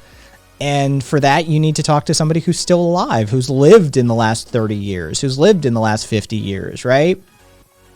You need somebody who, I mean, Black's an asshole and he's a bit of a rat, but he's got interesting things to say as far as capitalism and anti-work goes, and he's definitely got something to say on the post-left kick. McQuinn's got a whole bunch to say on the post-left kick. Fucking Newman's got a whole bunch to say on post-anarchism, right? Roussel has a shit ton to say on post-anarchism. These are people who are still fucking alive and are still revising theory, right? It's important. It is actually important. We can't turn to dead people for ideas for the current problems. I'm sorry. Like, Kropotkin never saw the internet coming, right? Stirner never saw the levels of hyper-individualism that America could achieve, right? Like, there's problems in these competing doctrines, these competing texts from the contemporary context that they just couldn't possibly ever address because they didn't live in a world where those problems existed yet. So, yeah. I mean, Stirner was fighting against a world that the Catholic Church, the Christian church, churches, the various Christian sects were dominating Europe still. They were still highly influential during his period. Kropotkin was fighting against a, Russian oligarchy and imperial expansionism and an oppressed proletariat, the likes of which we think we're oppressed, but that was a whole fucking thing, right? Heavy shit. Yeah. Like this is a different era and a different category of stuff.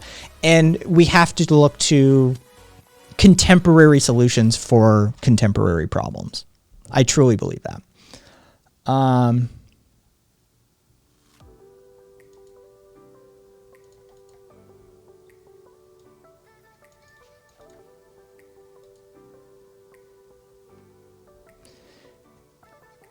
Door is pro Boogaloo and pro Tanky. All right. Dor has openly talked well about the Boogaloos and the fucking Black Hammers. I'm just saying. He's got problems. He shows that typical lack of an American who lacks that political education that they will deny you. Dor needs more theory in his life. There's not many people on the left that I would say need more theory. Most people on the left need to fucking go out and touch grass and actually do some activism. But Dor is a classic case of he needs actual theory in his life. He doesn't understand what the people who come to him are talking about. He doesn't have the history or the theory knowledge of it. Yeah, not at all. Yeah. Democratic fascist. Interesting. And it's FASH, so it could be fashionista? I don't know. Either way, welcome. Hey, Cassidy. How are you tonight? Give me one sec here. This show, we didn't start it. Kai didn't start it on Twitch. Before we were on Twitch, it was on Podbean, which is really a dumpster fire of an app, to be honest. And we came from Podbean to Twitch. Yeah. Before that, I actually never honestly looked at Twitch all that much. Oh, Cassidy, I'm sorry. All right, everybody, just give me one sec.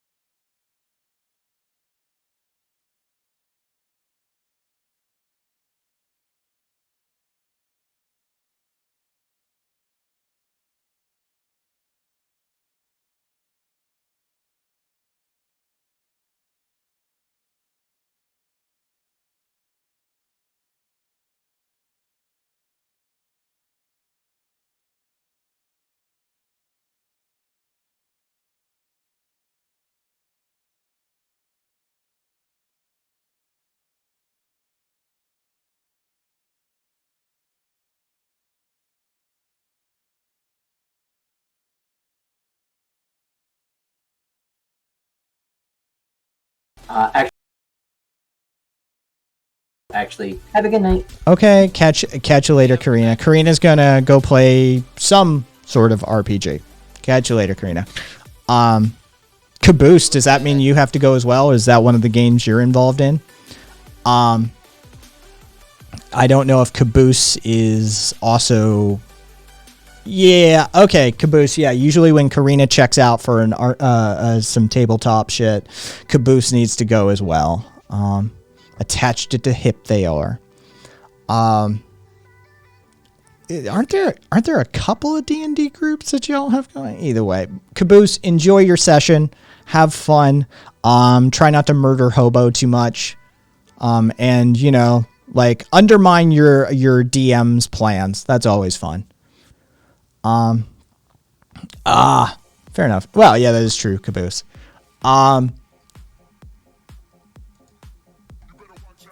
Left Facebook due to this shit. Okay, I haven't been following public. If you want to jump on the air, you're welcome to. I haven't been following any of what's been going on in chat, to be perfectly honest. I know you and Sumdum and Rev maybe definitely have been going back and forth. Well. Yeah, you've been hitting a... Oh, okay. Now Rev. Okay, so definitely Sumdum. Like your public's like, nah, Rev's cool.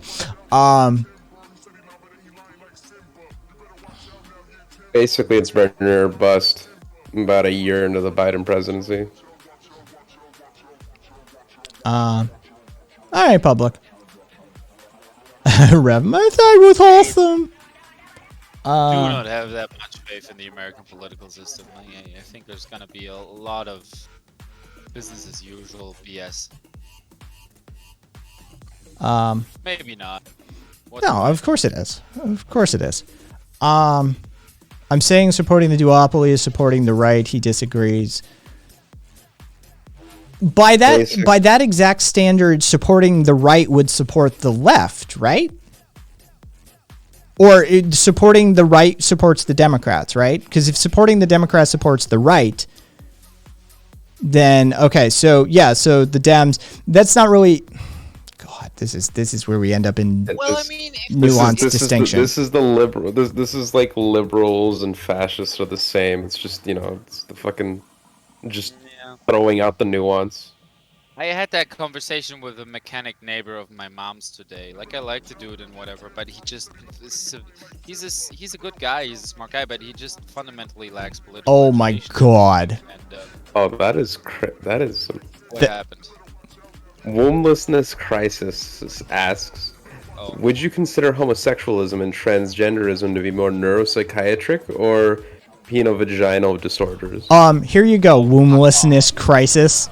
I consider them to be evolutionary advantages that have developed for a reason. There you go. Yeah, well, it's also a spicy take, but I like the use of the new emote from Rev right there. It's perfect. Yeah, they are actual evolutionary advantages that provide a boon to society, and if you aren't capable of understanding that from a sociological or anthropological level, then I suggest you go back to school and do some studies. Could you find me someone like AOC on the Republican Party? Like just the one, or someone like Bernie Sanders. Give me one. Oh, apparently they're doing the same thing. They're making the rounds. Mitre said Ravana had them say the same thing 2 minutes ago. So where are you, bitch? Say something. You come in, you drop some bait take, and you're trying to get it done. Say something else. I responded to your question. I can't wait to hear your rebuttal and or other take. Evolutionary advantages. Have you ever read The Culture of Critique? Are you aware of the gay uncle theory? And by the way, I try not to read anti-Semitic drivel by the likes of somebody like McDonald. So, yeah. Not a fascist, I don't know. Yeah. Oh, yeah. Yeah. Kevin McDonald, who wrote the Culture of Critique, is like literally a white supremacist. He's literally anti-Semitic, white supremacist, fucking nut job. Okay, cool. Then we know who Wombless Crisis is now. Yeah. Kind of.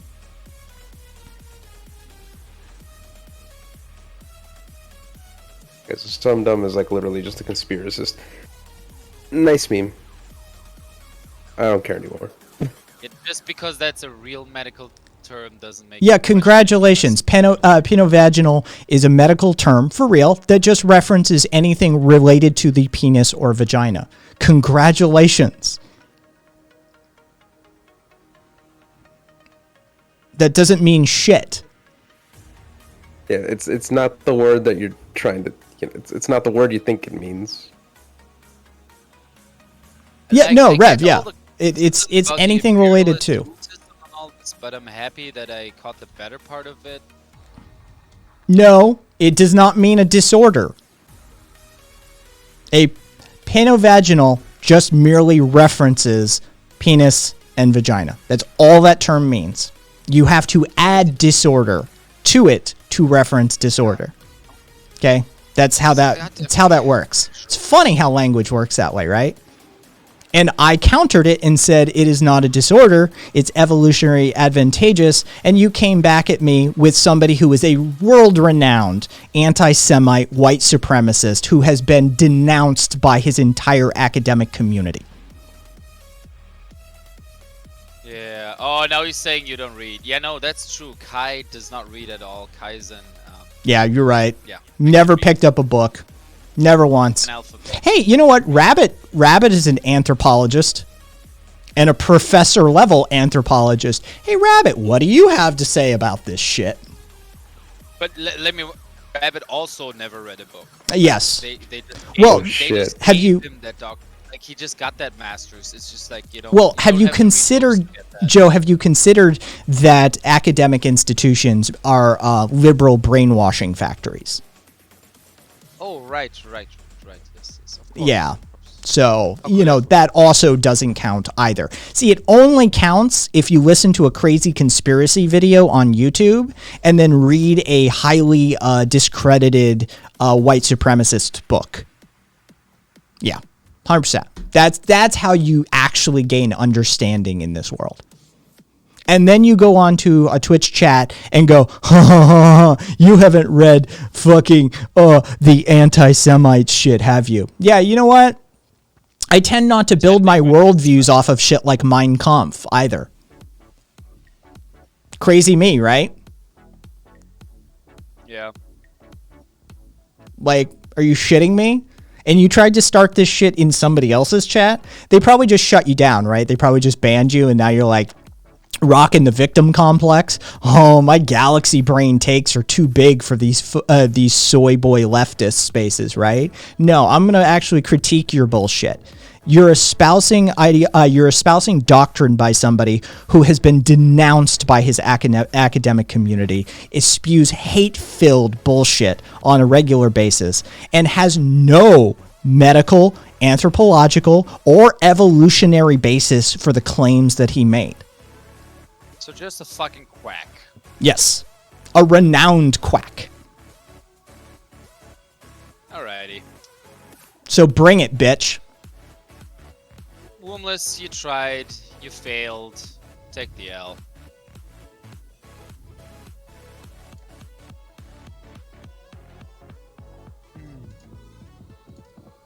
Well, at this part of the night, I'm starting to get really sleepy. It is 4:21 a.m.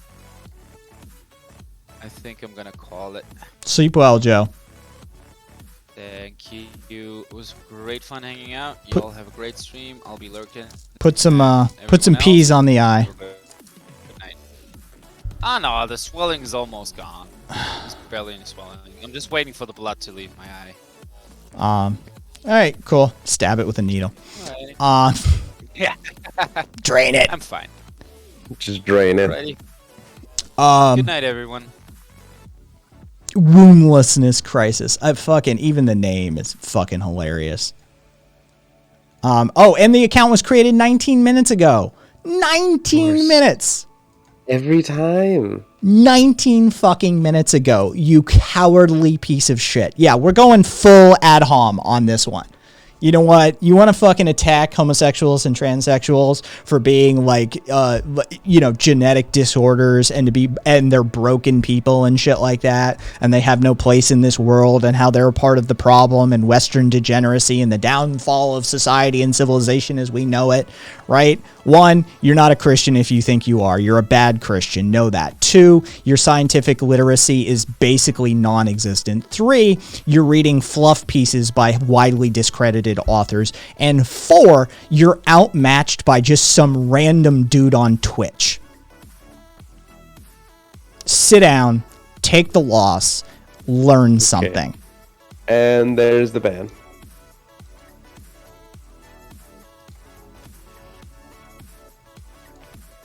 That was fun.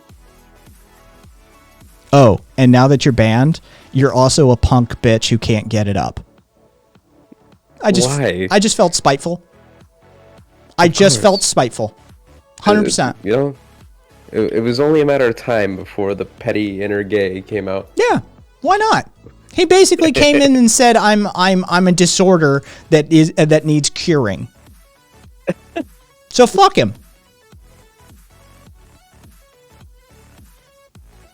Yeah, I'm sorry. I generally, I generally dislike having my very existence attacked. Yeah, it's kind of one of those things. Not a fun time. Yeah. Pride Month, by the way, folks. Yeah, so, from an account that was created 20 minutes ago, probably ago now, who also was just on somebody else's channel spouting the same insane bullshit, right? So, let's just shut them the fuck down. Michael, thank you. Michael plays Magic the Gathering. Thank you kindly.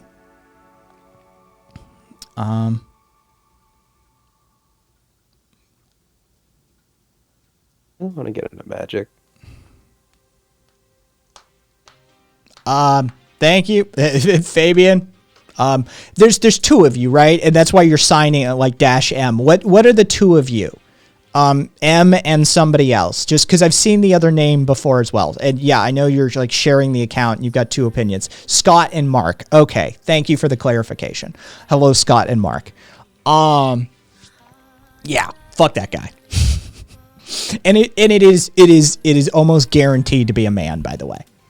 100%. It's almost near guarantee. Whoever's on the other side of that fucking account, they're a dude. And they're not a very cool bro after all that. Like, not a bro, but definitely a guy. Probably white too. Hey Crystal. Good call on that one.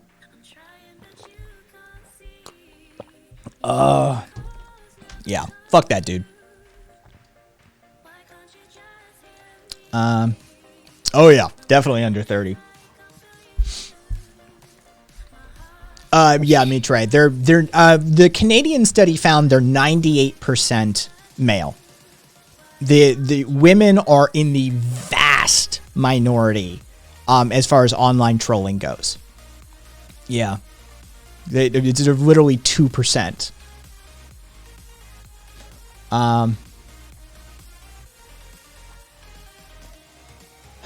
Magic cards are fucking beautiful. I watched another streamer open the Japanese themed packs. I was so thirsty. Yeah, they came out with those anime style ones. Fucking. It's all just. People are estimating those are probably gonna sell for like at minimum 200 a pop. It's just monkey brain shit. Yes, it is, but goddamn, is it fun? I don't. I don't have that part of my brain.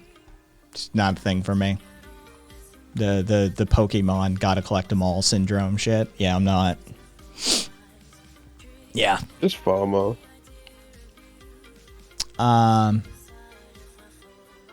and hey there, silly. Oh yeah. Public, I have a problem with collecting. Yeah, and Crystal, for sure. Oh, I guarantee he will, whoever it is, they will run around and fucking, these fucking snowflake, soy boy, fucking libtards can't handle what I'm putting down, so they're only, the only thing that they can do is ban me. Big tech canceling my freeze peaches. Fuck them. Take your limp dick energy elsewhere.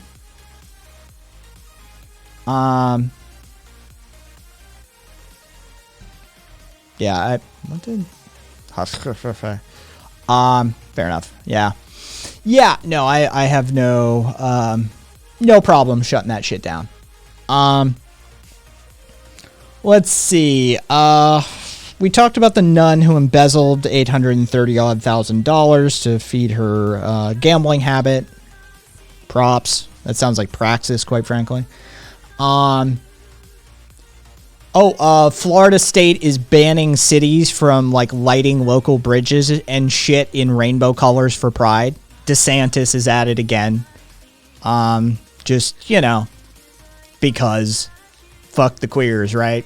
I guess that's the thought process on that one. Someone clip it. Fucking, let's see.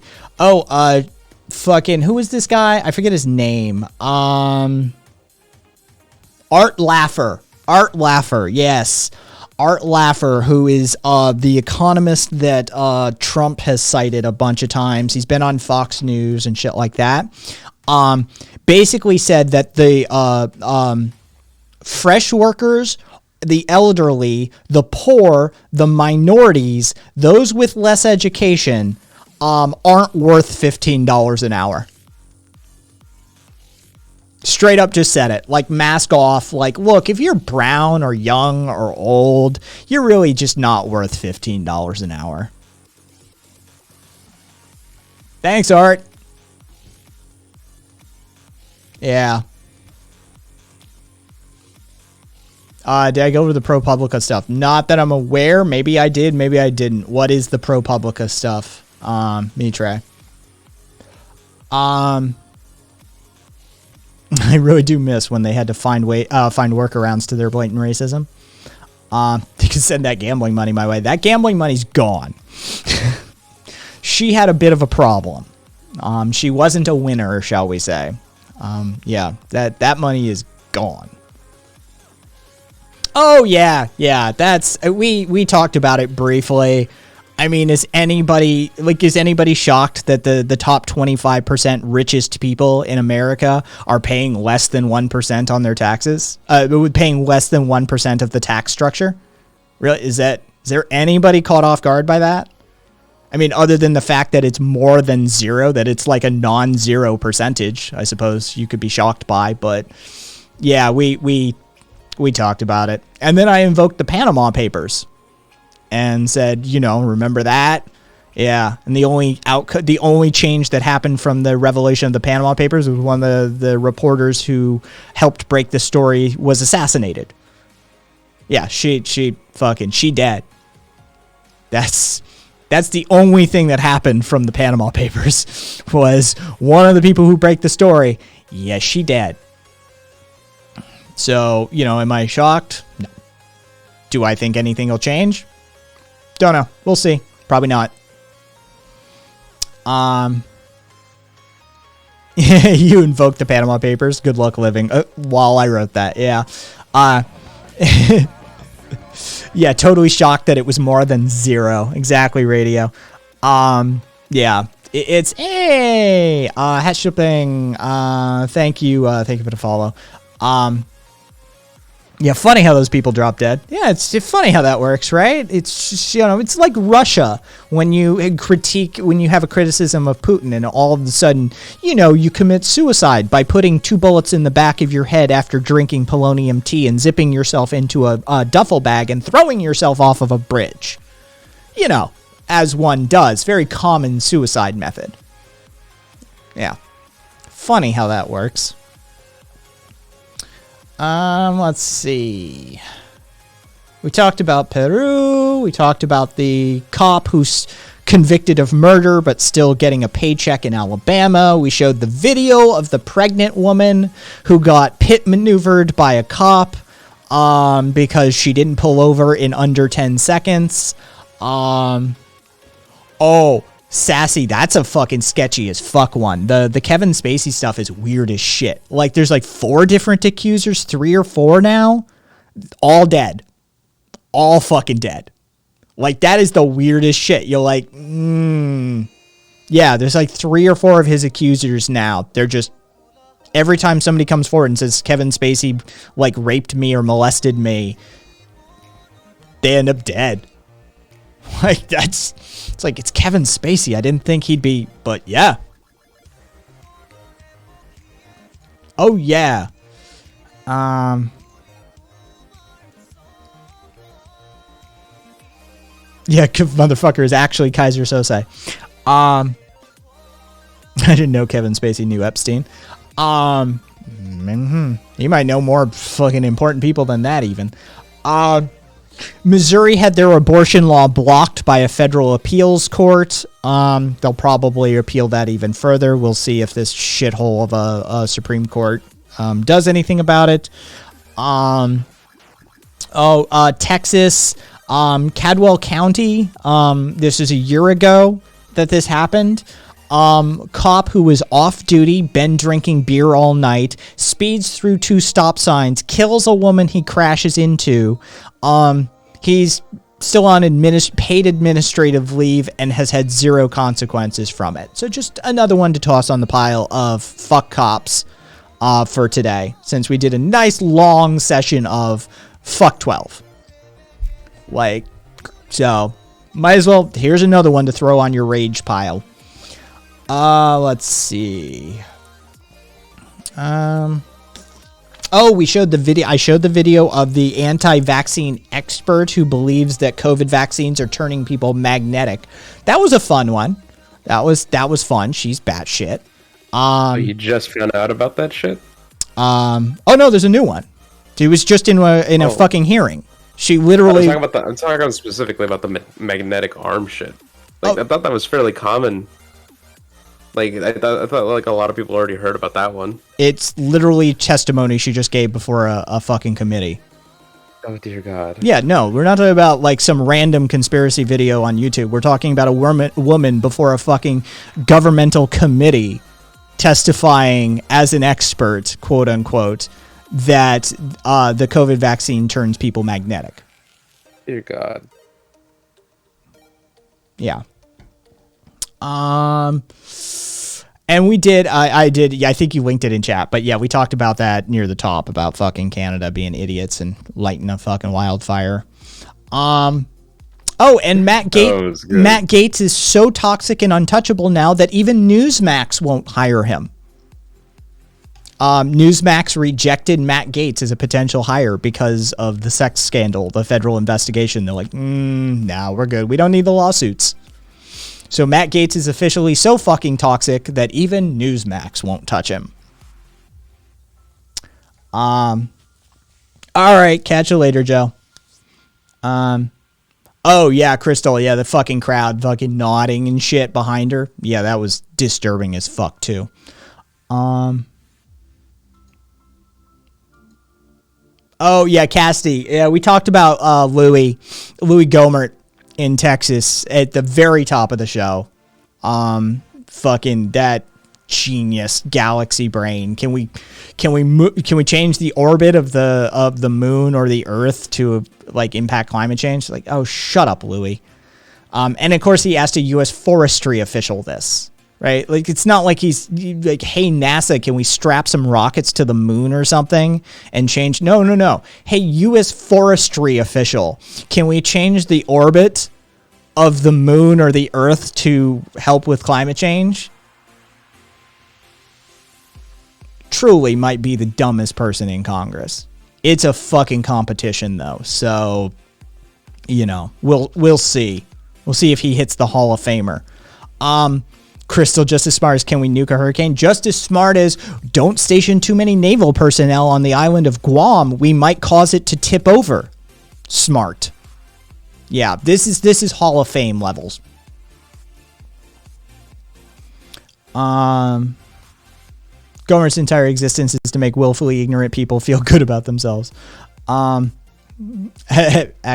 I love the Guam dude. Yeah, that was also Hall of Fame level shit. Like, yeah. Gohmert with one utterance was like, congratulations, you're in the running now. Fucking genius. No, they won't nuke the moon. We have too many fucking international space treaties preventing us from doing that. China might, though. What damage you reckon they could do? A fair amount. If they coordinate with Russia, Russia's got the nuclear bomb tech to actually do some damage. I mean, they fucking fly a Tsar Bomba up there and drop it. Yeah, they could do some stuff. Houston Hospital has suspended 178 employees who refused their COVID-19 vaccinations. I'm interested to know if it's a public hospital or whether it is a Methodist owned, it is a private Methodist church. It's a private Methodist run hospital complex. So, for those that are all for business having the ability to make decisions and that sort of thing on their own with governmental regulation and overreach and control, this is just part of that. They are free to make this decision.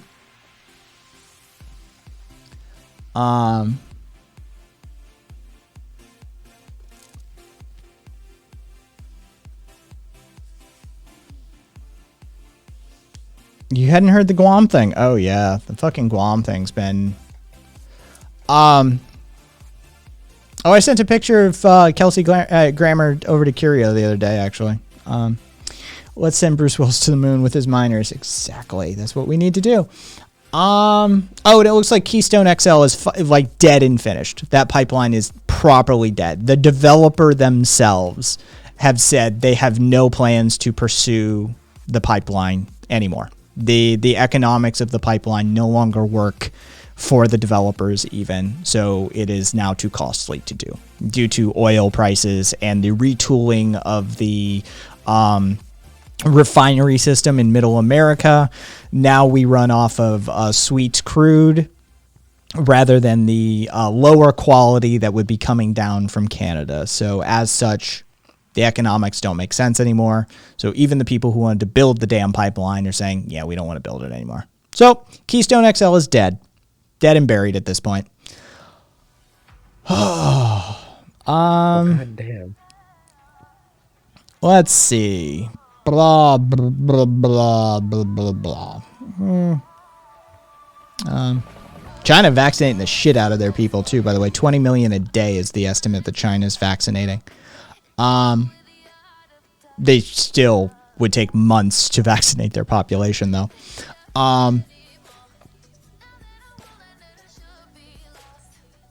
Hey, look at that. The 55 U.S. corporations paying zero federal tax last year collectively spent $450 million on political lobbying and campaign funding. Wonder if there's a correlation there.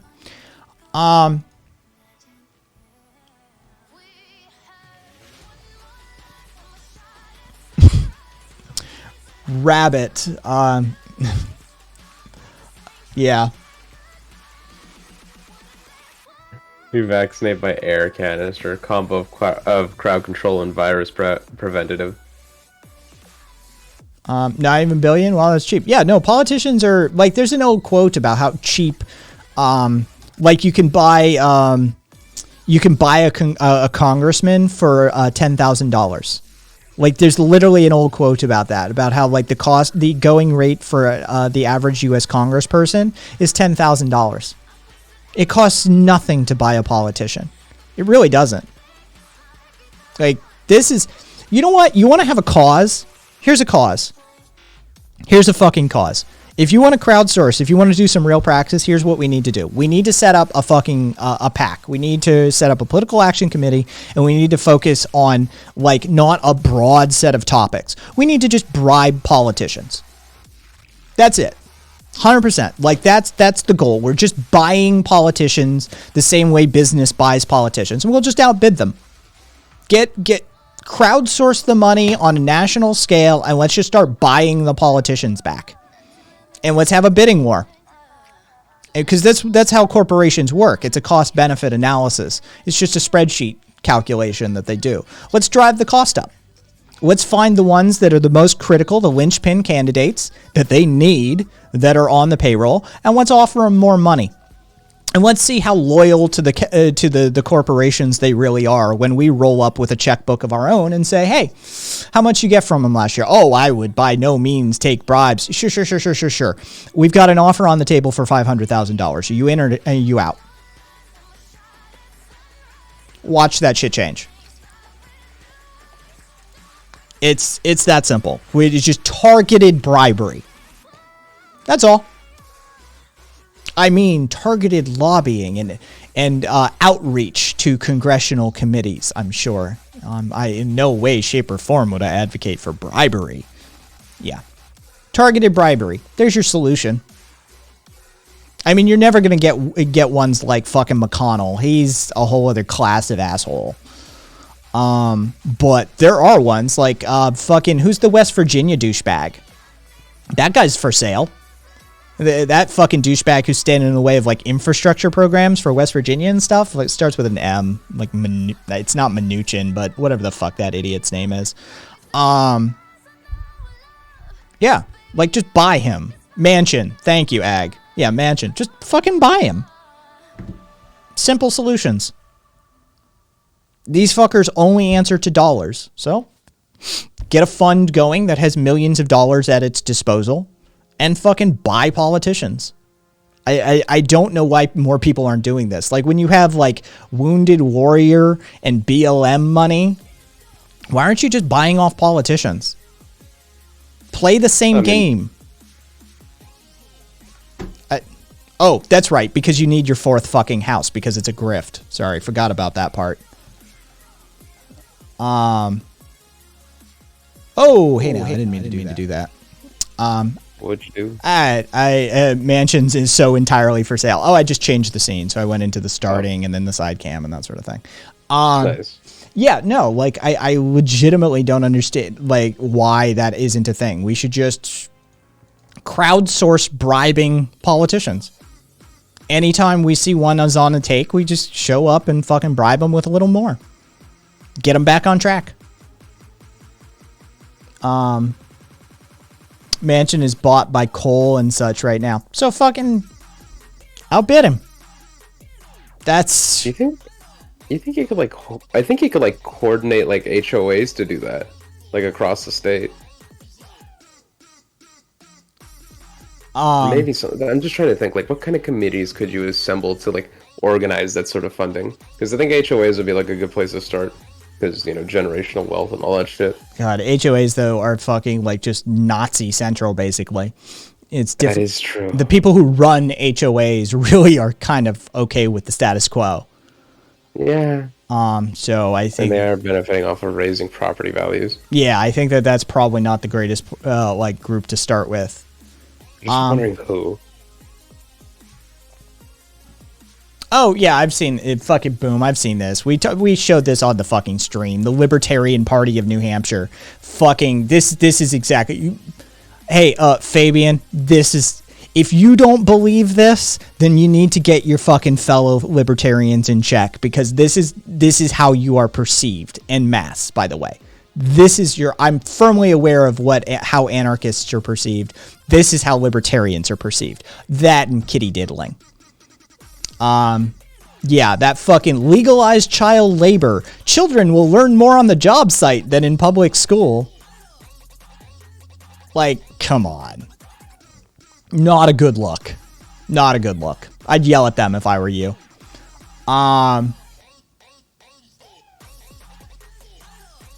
Mansion needs a new Ferrari. Let's buy that for him. Bad slogan, but for it. This is why libertarians are nothing more than fucking feudalists. You would have company stores and company towns set up within a fucking generation. This is why we can't agree on the solution. It's because the free market is not the fucking solution. The free market is half the fucking problem. It is coercive. It is inherently coercive. It is inherently exploitative. And it is inherently hierarchical. I'm sorry. Fucking the solution is not more child labor. You know what? You know what? We can drive those prices down by using those tiny little baby fingers. We don't have to make so many dedicated tools because adult fingers they're too big to get into those small electronic crevices. It's just itty bitty little baby fingers. It makes manufacturing so much easier. And they can climb through spaces into the mines and stuff like that. Come on.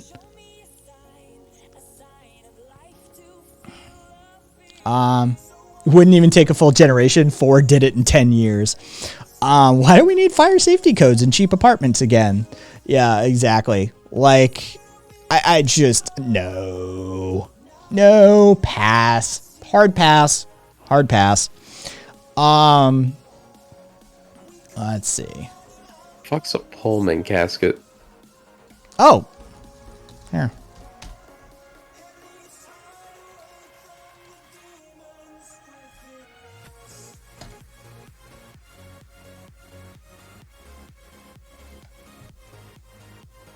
Get you a picture.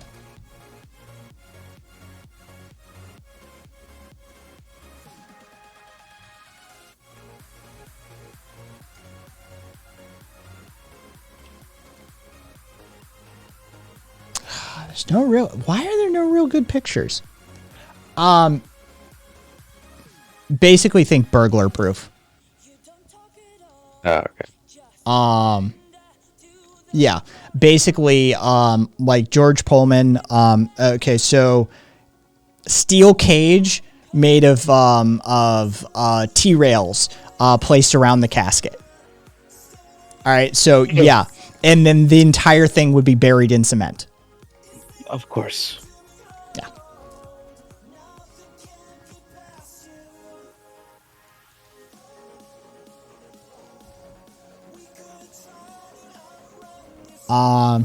Let's not forget the wealthiest man in literally the entire world. History of Rome.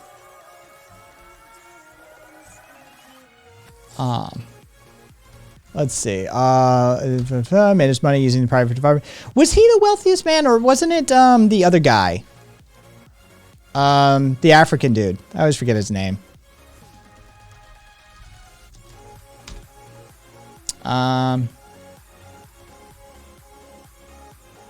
So okay, you're going with Crassus.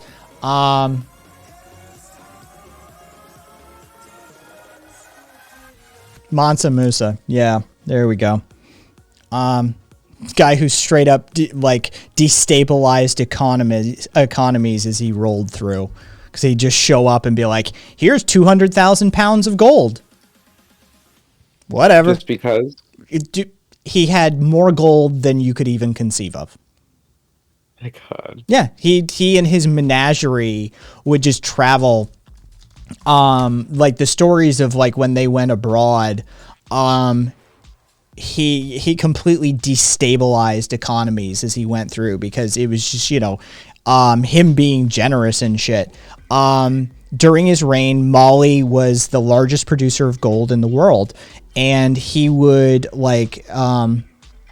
okay, so he made his pilgrimage to Mecca.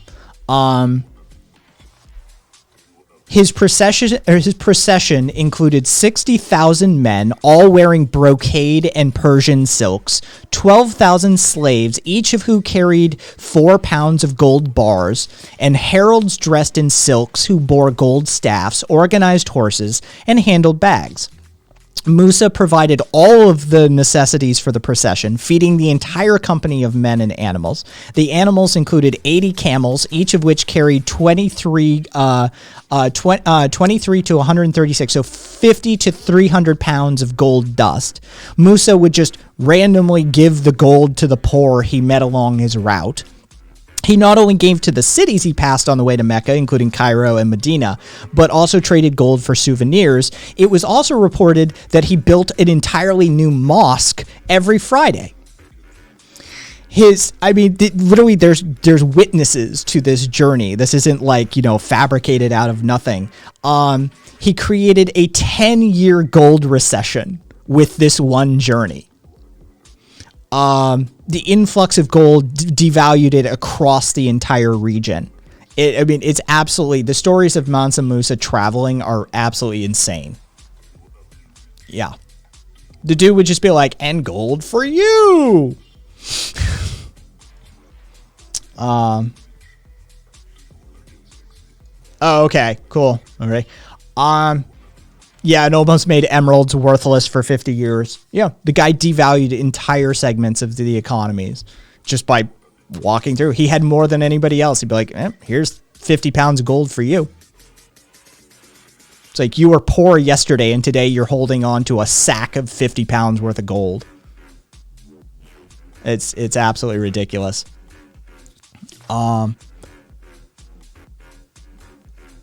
Classic philanthropy, eh? Yeah, basically.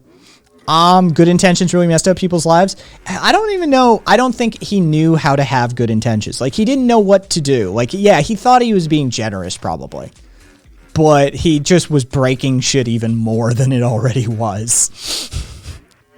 So, there's that. So Turkey's out protesting. Youth organizations, the DAF, or at least the Anarchist Youth, which is a segment of the DAF, are protesting in Taksim Square against supposedly mafia, organized crime, state relationships, and otherwise governmental corruption. So anarchistically organized youth are protesting in a Turkish square right now. Just something that you should know about. Any footage? Yeah, there's some spotty footage of I've got some images of some of the shit that's happening, some of the arrests.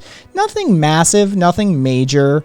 Some stuff that was sent over that I have this, examples of what's happening to some of the arrestees, and what happens when they they court stuff like this. Push the button, Kai. You know, just fucking random injuries and stuff like that, and you know, Cool. the tackling and the paintballing and stuff like that as they separate them from the group and that sort of thing. Let's see. Sounds about standard practice. Yeah, oh yeah. It's nothing extraordinary. It's nothing huge. It's just, you know, there's a bunch of fucking young anarchists hanging out in a square in Turkey right now, protesting against governmental corruption, and the police are doing what the police do. That's all. But you know, I thought I'd throw them some love. Can America borrow some paintball guns? None, Glazy, none. But it's not like it would matter one way or the other. Property does not equal life. It just doesn't. It just doesn't. And anybody who attempts to draw that equivalency is a bad actor. Yeah. Break a window doesn't mean you should get shot or beat or abused by the police. It's not how it should work. So, too bad. Oh yeah, that reminds me. I want to actually do that. Yeah, I'm going to soften those corners on the layout, just like I softened these. Yeah, I need to do an overlay for that mode.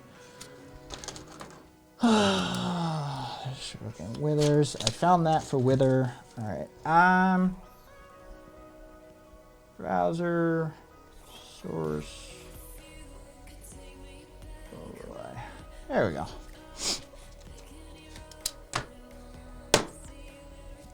All right, so let's see. We did that, blah, blah, blah, blah, blah.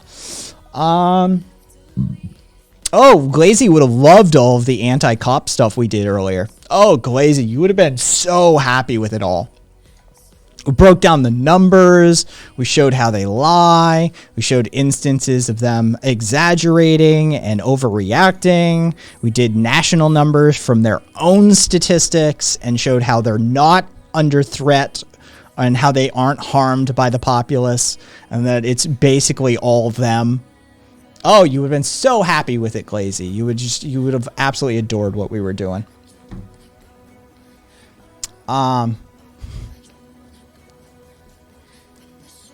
Yeah, like topple dictators and eliminate Hitler and his masses. Yeah, Antifa does a lot more than just break windows.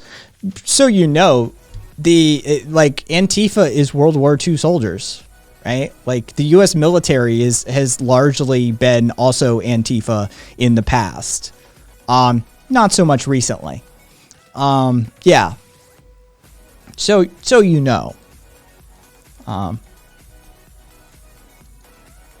The reason you're not speaking German is because of Antifa.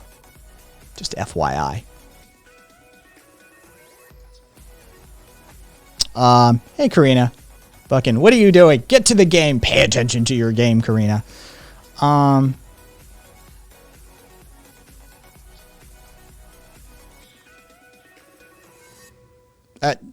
don't count if you live in Germany or surrounding regions.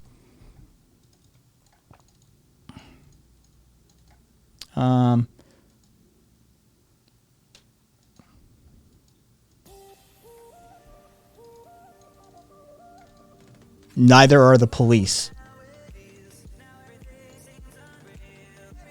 So, tell you what, I will concede the point that the current iteration of Antifa, however the fuck you interpret that, are not heroes. If you concede the point that neither are police. They're not helping. They're hurting. You concede that point, I'll concede my point.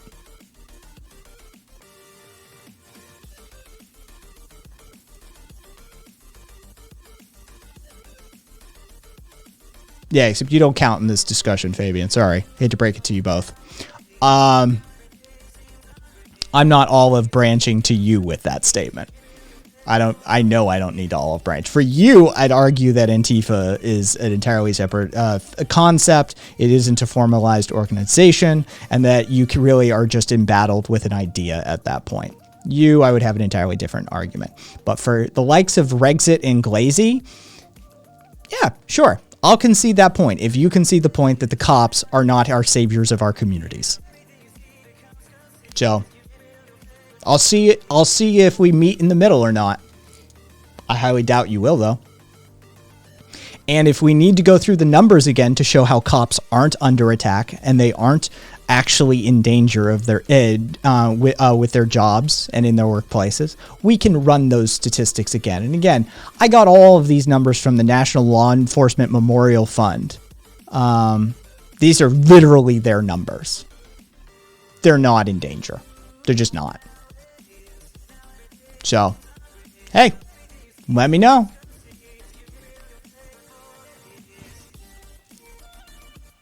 The other day I saw a truck here in Oregon with both the Pledge of Allegiance. Oh God, we had somebody unironically say the pledge in chat like last week or something like that. They literally said the pledge. It's like, oh, for fuck's sake.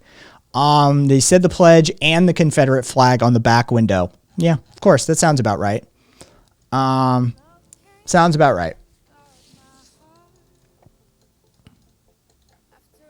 I'm pretty sure the Declaration of Independence is on Antifa's side. It is.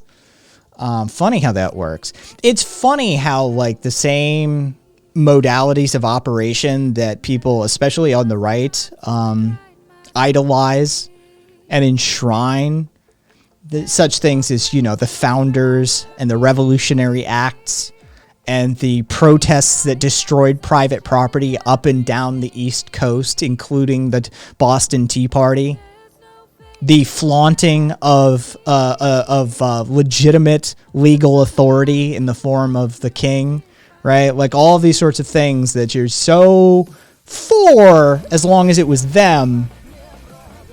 When other people do, Squee! I'm your biggest Republican supporter. Love you. Hey, Squee. Are you still sober, Squee? How's that doing?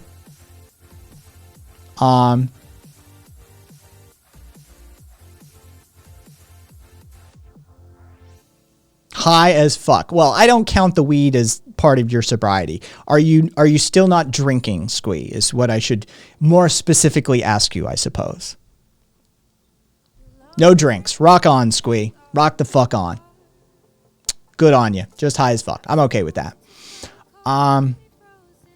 Big Secular, they never existed. I'm sorry. Do we know when peace officers converted to law enforcement? I mean, there's an argument to be made about in and around the sheriff and deputy sheriff sort of modality of operation. But given what we know with the institution of metropolitan policing vis-a-vis the Metropolitan Police Force of London, see Sir Robert Peel, instituting in Boston and then Chicago and New York in the north, and then the slave patrols in the south, there really wasn't an era of that. We did have what we would call night watchmen for a time within the localities of the cities.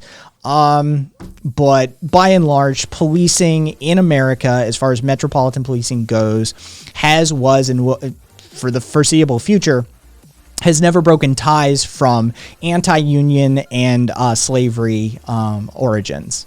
It's just, that's what it's founded upon. That's what it's been doing for its entire incarnation. And it's never actually separated from that. There's never been a moment in American history where our metropolitan police forces have divorced themselves from those practices. You can literally find an unbroken thread from the very beginnings of the big stick in the north that was controlled by business and industrialists and tycoons and robber barons and the slave patrols in the south, all the way up and through, fucking sharecropping and Jim Crow and the 13th Amendment and the drug war and, the mass incarceration, the 94, 95 drug bill, crime bill. There's never actually been a reformation or a change within that policing set, ever. So they are what they were intended to be. So,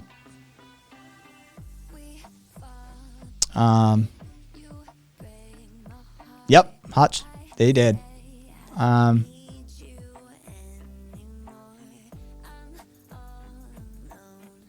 Fabian, we have an anthropologist in community who is a professor of anthropology.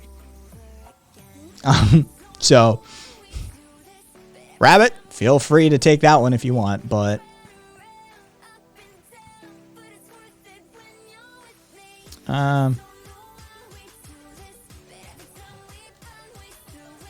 yeah, it's a whole fucking thing. But yeah, no, it's operating as intended. It's never not operated as intended. So it's like the educational system. It isn't broken. It's working as intended, people. Back. Did I miss any spicy memes? Yeah, I basically fucking took the piss out of cops throughout all time and hit space, basically, and managed to get rid of 15 people.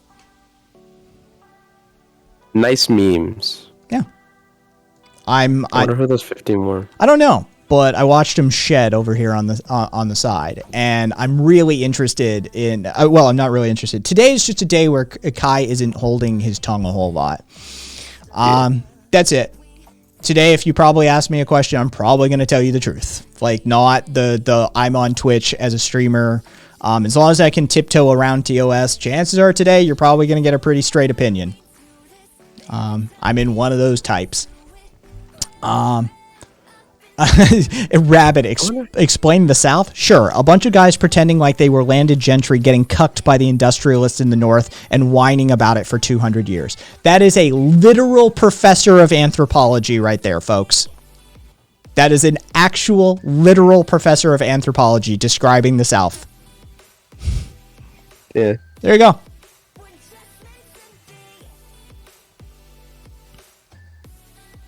The Ryerson statue got beheaded. It did. It got torn down and beheaded and coated in red paint and other graffiti as well. Yes. See, now I just want to know who are the people that watch you consistently that drop off whenever cops start being talked about? I don't know. It is You fascinating. noticed that, right? Oh yeah. Yeah. Anytime I and it's the thing is like, yeah, I watched him just drop. It's like interesting. So let's see. So talking about cops will shed a portion of your viewer base. Oh, yay! An account created 3 minutes ago called 2genders45, saying, "Hey shitmouth, you are." I always love that spelling. You're a retard. To me and Kat. 2genders, thank you for elevating the level of discourse within the community. I don't know what we would do without you. I'm so glad that you can bring your erudite and intelligent vernacular and rhetorical device to the shores of this albeit small and uninfluential community. I truly am pleased and filled with gratitude that you are here. Will you enlighten us with some of your other wisdom? I'm sure you have much more to share. It's erudite, retard, not erudite fucking retard. Says 2genders45.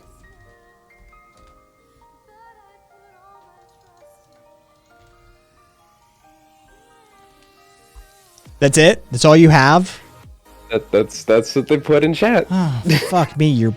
Man... I had high hopes for you. You know? This is the guy who can't take the time to spell out your. Or your. It's always just your. Yes, I'll be taking grammatical criticisms from somebody who is so lazy that you're just doing No, for sure. That's definitely. So do you have anything like functional to say? Or is just has your you're probably get government disability. I don't. I don't, in fact. That's sorry. Why do they always go there?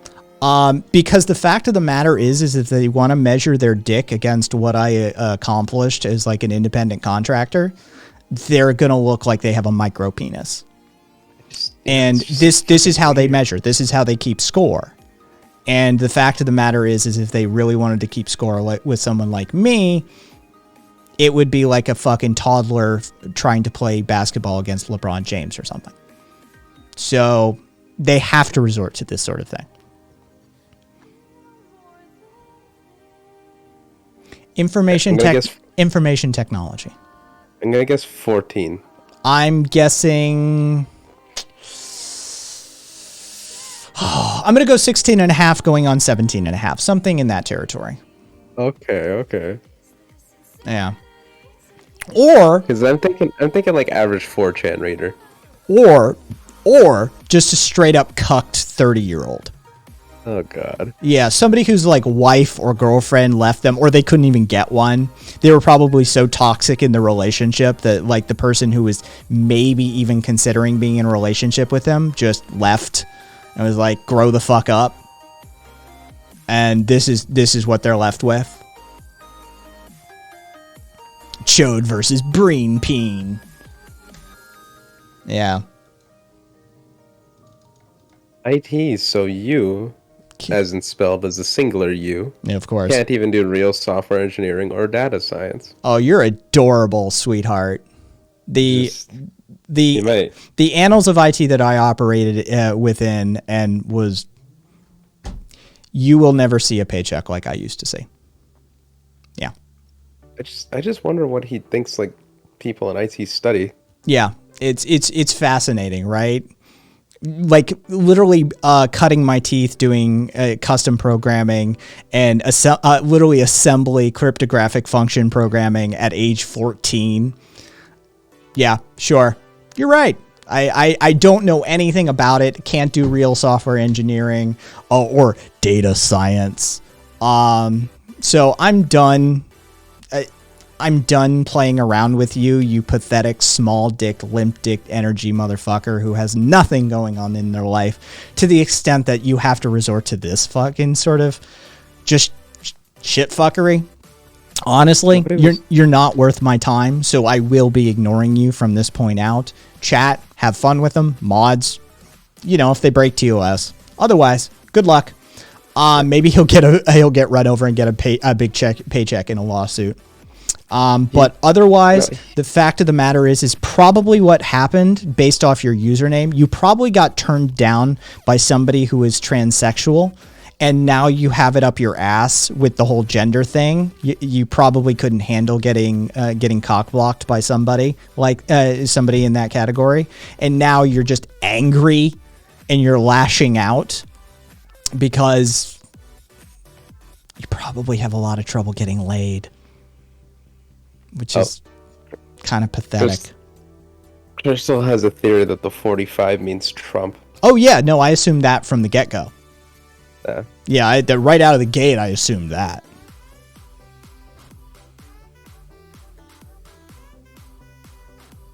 I don't need to dick measure with people who don't even have a dick to measure.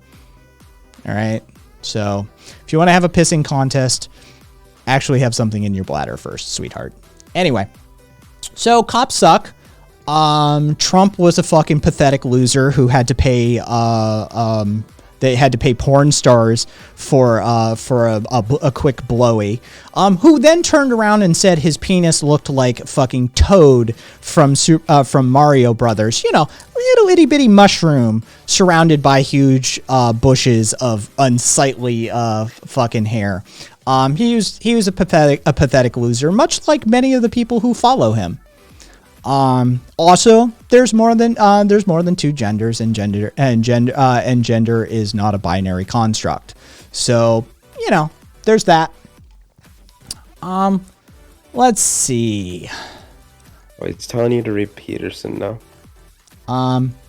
Red states and right-wingers are leeches upon the system. They take more in government payouts than anybody else. People who live in blue states actually contribute to the overall tax program of the United States, whereas people who live in deeply conservative and red state areas are actually leeches upon the system. They are the welfare queens, not the inner city. Let's face it. Black people. That's who you're really angry about most of the time. You're angry about Jews, blacks, and homosexuals. I think I understand the Jews because they're perceived to be in control of stuff. Blacks, probably a whole lot of penis envy and culture envy going on there. And homosexuals, we can get laid and you can't. So, you know, just a whole lot of projection and envy going on in that camp. But the fact of the matter is that statistically and economically speaking, people who come from conservative states are actually a drain upon the national budget, whereas people who live in more liberal, more left-leaning blue spaces and blue states and urban areas, we should say, it's at the end of the day an urban versus urbanity versus rurality sort of condition. The people who live in the urban areas contribute far more to the welfare of this nation than people who live in the rural and red conservative areas. They are the drain on society.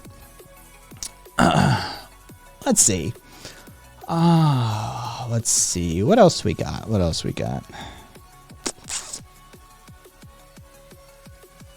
Oh, also, support for Trump at this point is a sign of mental illness. Just want to put that out there, too. Did a doctor come out and say that? No, I just felt like saying it. I mean, I don't disagree. It's just, you know, I thought it was going to be like a funny moment of, oh, and here's an MD that actually thinks so. Oh, I'm sure there actually is one. I forget her name. She's a Princeton psychologist. She's not an MD, but she is a Princeton psychologist, and she feels that way. Yeah. That's fucking hilarious. Yeah. I love it. People who still support Trump at this point it's a symptom of mental illness. There you go. I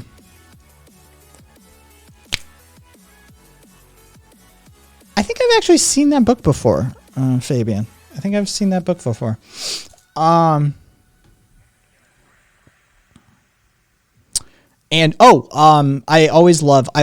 miss George. I miss old Uncle George Carlin. But one of my favorite things that he used to say was, I don't really care about flags because I consider them to be symbols, and I leave symbols for the symbol-minded. It's just one of my favorite play on words that he ever did. Just sprang to mind. Based. Let's see. Yeah, and I do love that the federal appeals court, even though it's been stacked with fucking Trump appointees and shit, knocked down that Missouri law banning abortions at 8 weeks, saying it's unenforceable. So they're like, yeah, no, you can't. I'm sorry. No. They struck it down.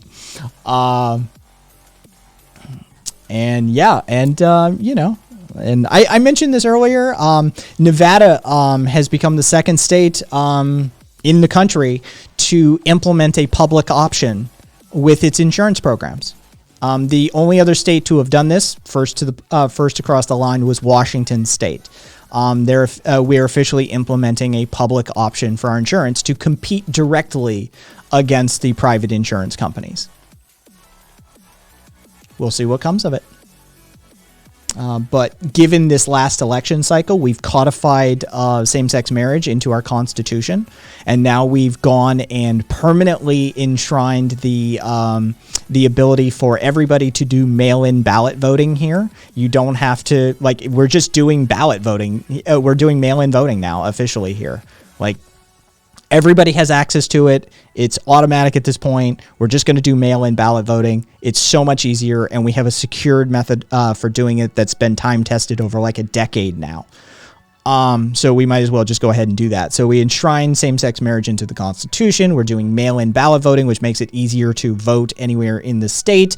And we're doing a public option to compete directly against private insurance interests in this state who have a monopoly on our insurance here in this state. So Nevada's making fucking moves.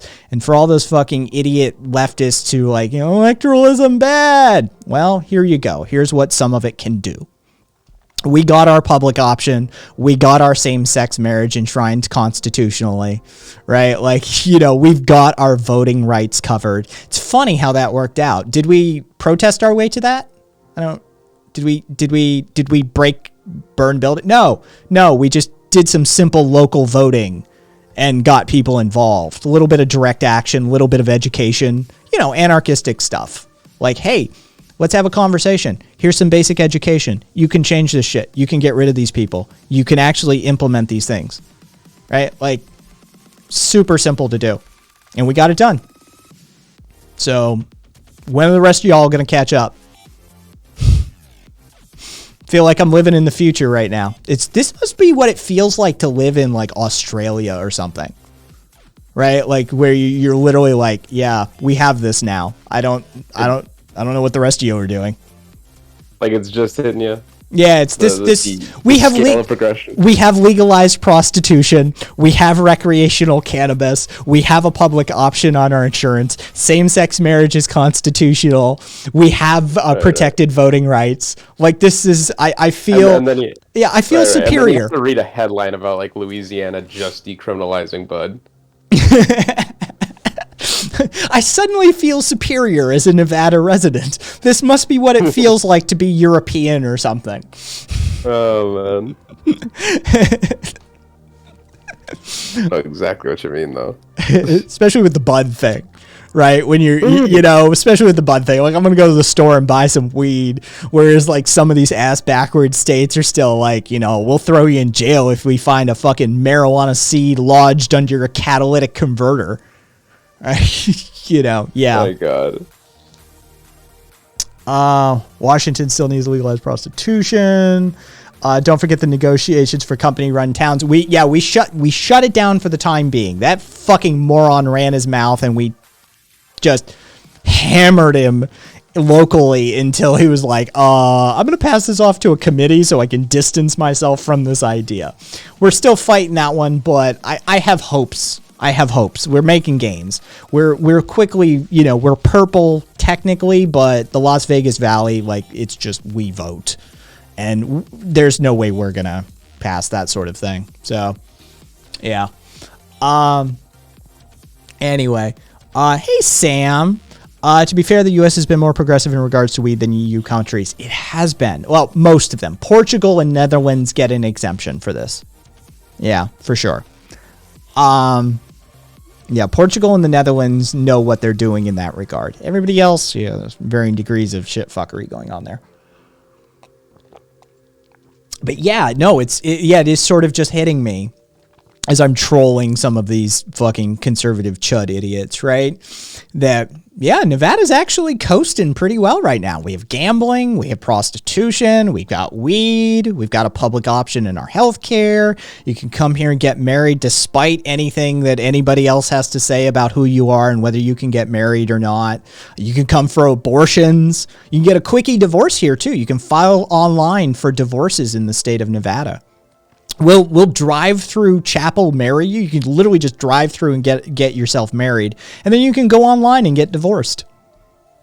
Right? Like this literally is starting to feel like this is what it feels like to live in the future. The rest of you really need to get your shit together. Guillotine, thank you for the host.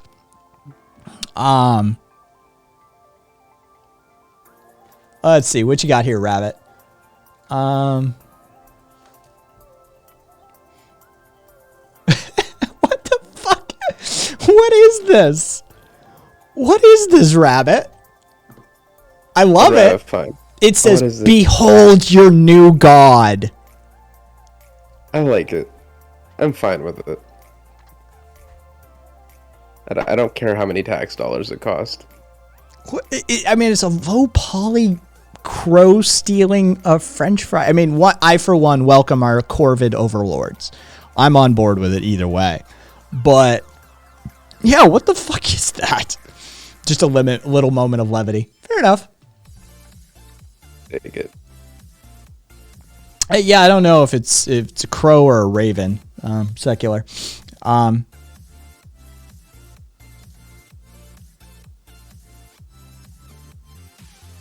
And two genders. You apparently don't understand how this works, right? I see you tag me, and I see your name, I see my name, and I literally ignore everything else that you've said. That's how that works. People like you don't occupy any space in my mind. Like, after this stream is over, well, probably, if you go away within 30 minutes of you leaving, I will have forgotten who you were even, and I will have to ask somebody in the community, yeah, who was that idiot, like, that came in? Like, it's literally like that. You occupy zero space in my brain. So, like, literally, I see your name, I see you tag me, and I ignore the rest. You have nothing valuable to say whatsoever. That's just how that works. So anyway, let's see. Oh, do we have a cultist in our midst? What do we got? What do we got? They didn't read the full sentence. Oh, I missed Trump. It's shite now. There's an old pedo rather than an orange rapist. That doesn't read like cultist. No, that doesn't read like Q shit. That's enlightened centrist territory. Yeah, I'm willing to bet that like she just didn't read the full sentence. Yeah. Yeah, don't worry, Stubbo, you don't qualify. Yeah. QAnon. If you see cultist spelled with a Q, it's a reference to QAnon. Hey, Left Bank. Yeah, I've had a few of them tonight. It's definitely been kind of a troll-heavy stream, but it's also been a stream full of Kai just speaking his mind. Tiptoeing around TOS where necessary. We just won't watch any more videos of police pit maneuvering pregnant women, and I won't have to hold my tongue in that regard. Still irritated beyond belief with that one. First fucking thing he says when he gets out of the fucking vehicle is basically, "It's your fault, bitch."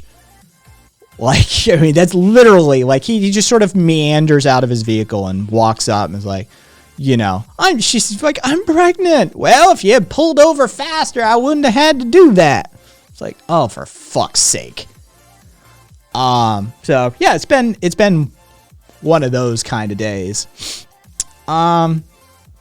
I use the term canonical. Oh, okay. You're from Scotland. Nice. Oh, what part of Scotland, might I ask? Cultist, people who quilt. Quiltist. Yeah, I saw the I there. Quiltist, people who quilt. Cultist, people who are fucking that. Let's see. I saw that absolutely criminal, and the state law meant he can't be held responsible. Oh, yeah. No, he's got qualified immunity for that. He's got qualified immunity for it. Yeah, no, if the police department decides to take disciplinary action of any sort, that is the most that will be happening. Yeah. Glasgow. Okay. Nice. Never been. Maybe one day I'll stop by. I'm not particularly attracted to that part of the world, but if I were to come, I would be going there for Ireland and Scotland for sure. Britain, I like their TV. I like their panel shows, but that's about it. Not huge into that part of the world. So yeah.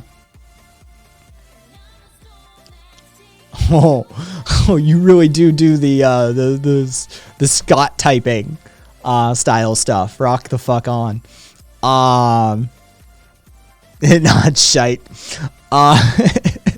Take it. Yeah, I'd stop by Scotland. I'd stop by Ireland. But Britain, whatever. Britain would be a stopover on my way to India. That's all. That's all that would be. Like, I drop off in Britain because there's easy tickets to get from here to there, and maybe visit Scotland and Ireland, jump over to Germany and the Netherlands because I've got people in community I'd want to see there. Hell, maybe even stop by France because I've got a couple of people in France as well. Maybe just make them all take trains to a central location since they're always bragging about their train system and shit. Like, you come to me, I'm going to one place.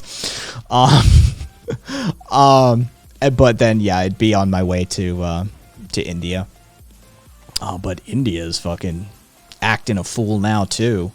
But, yeah. Oh, I happened to read that one. It's good to know they're fucking stupid as shit. It's good to know they're stupid as shit. You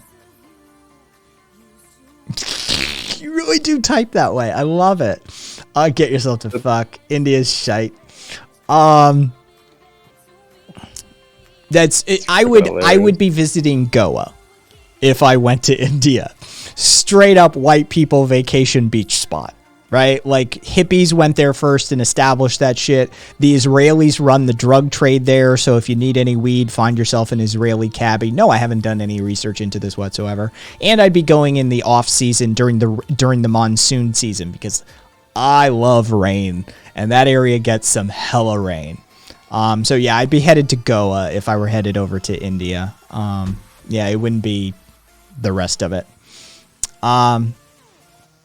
Go and fish curry, rock on. Nice, man. I'm a chef. Oh, rock on. I love back of the house people. I have a huge soft spot in my heart for anybody who works back of house. I'm a cook, not professionally. I've just been cooking every single meal for myself for like a decade now. I don't go out to eat. Unless I'm on vacation. If I'm on vacation, then fine. I'll go out to eat. I don't really have the choice. Although occasionally I do cook for myself too when I'm on vacation. You know, you meet a couple of locals, you get some local ingredients, you cook together, you learn some dishes, stuff like that. It's great. It's a great learning experience. But rock the fuck on. I have nothing but love for you back of the house psychotic maniacs. The kind of crazy that happens in restaurant in the kitchen, I have a special love for. Y'all are batshit. Especially a Scottish back of the house. A Scottish chef, oof. Love it. Fucking love it. Are they still talking? Yeah, they've never left. Your ma's the best chef you ever met. Yeah. They're still talking. Oh, interesting.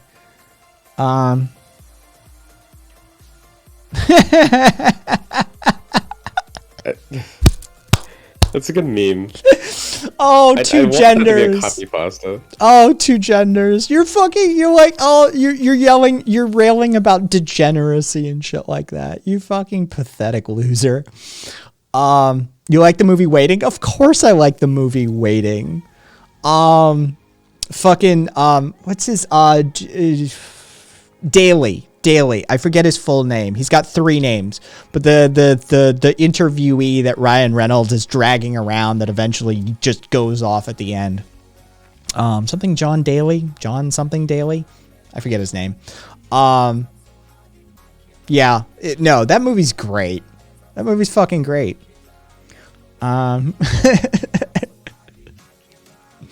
We've had a few people rocking that limp dick weak ass energy tonight that are threatened by gays and threatened by transsexuals and are threatened by things they don't understand. Dude, there's nothing more pathetic, and I know this is super common. Human beings fear what they don't understand, right? It's super common. But honestly, I don't think there's very few things more pathetic.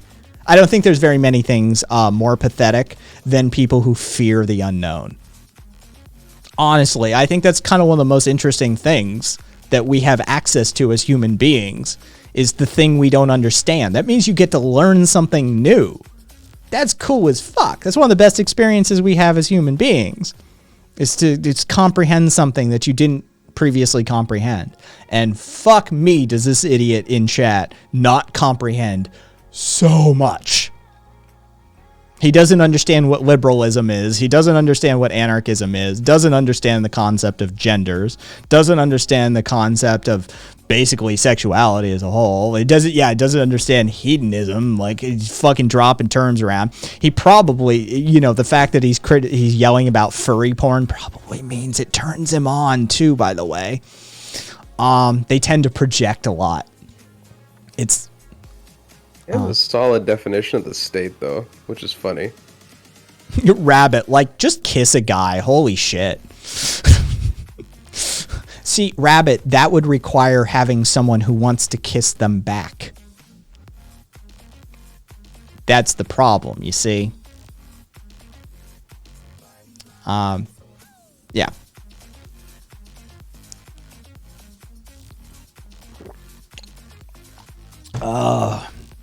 When you're that unpleasant of a human being, generally people don't want to be in physical contact with you, let alone, they don't want to be in even spatial contact with you, right? They don't want to be in the same room with you, let alone actually physically get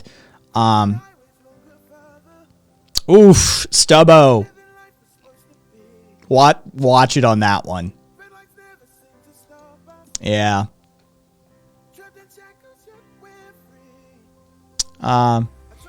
Just jack off to some gay porn. That's his rabbit. Or, some gay hentai, some gay furry porn, something. Just expand your horizons, man.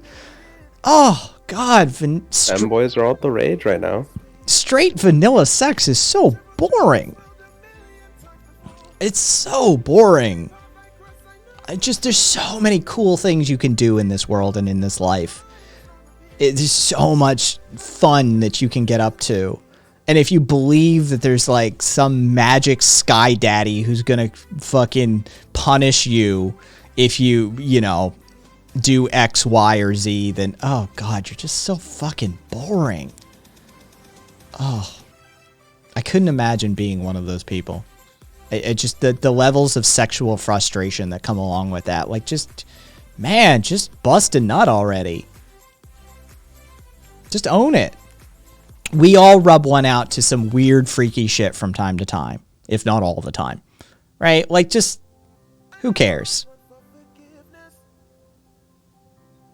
Yeah, RV. Oh, well, no, RV, you haven't necessarily missed it. This genius galaxy brain may actually still be in chat if we haven't driven him away yet.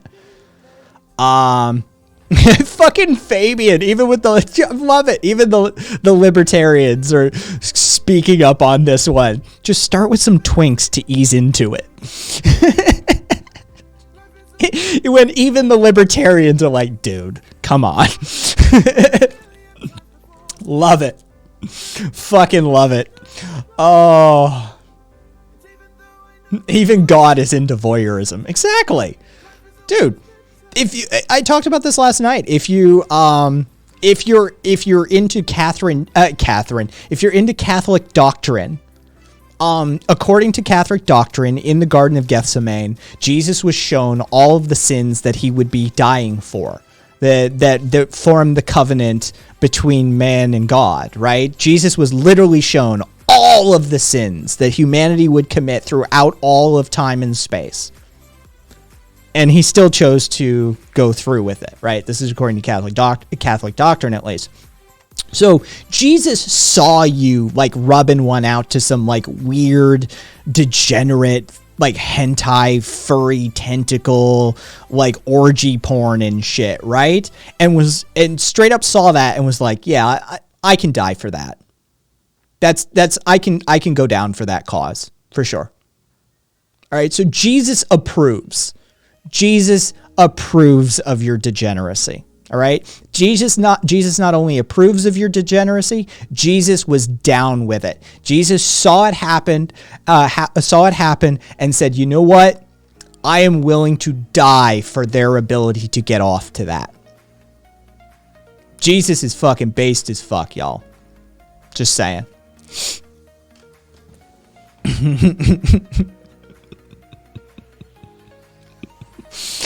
Oh, it's been an interesting day. Oh, real talk. Be careful with porn. You may be supporting sex trafficking. Stick to cartoons. Professor Wobbles. What you walked into was basically Kai saying, fuck it. You know what? If you want to be an asshole, watch how many lines I can cross. How many sacred cows and fucking sacrosanct doctrines that you hold dear. How many, sacrilegious statements I could make in one go. So, yeah. Basically, we had some puritanical idiot motherfucker in chat who started spouting off some, closed-minded bullshit. And to counter that, Kai just sort of came out guns a-blazing. Fuck it, we'll do it live. Listen, ball bag, say some mental shit. Seems like two genders ran off. Yeah, it's because they're all cowards. They're limp dick, little dick energy cowards. That's that entire fucking crew. They got nothing. They like to yell up a storm. They like to talk about how they're tough and shit like that. And then you walk somebody like Cat in the room who's like openly like non-gender conforming, gender nihilist, pansexual, leftist sort of shit who will kick the fucking shit out of them. And it's like, you got something to say now, bitch? All of a sudden, you see the little dick energy really rise to the surface. Fuck them.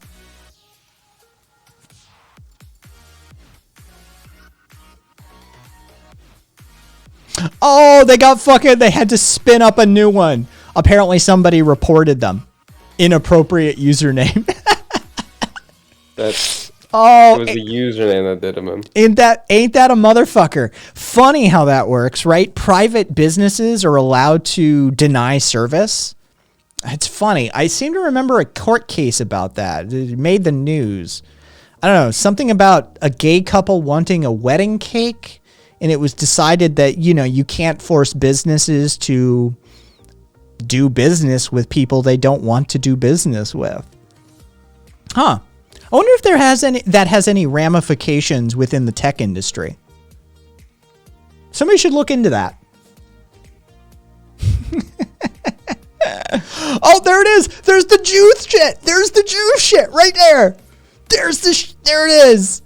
They're always fucking right there with it. Think about who runs them. They're always Any different. right there with the anti-Semitism.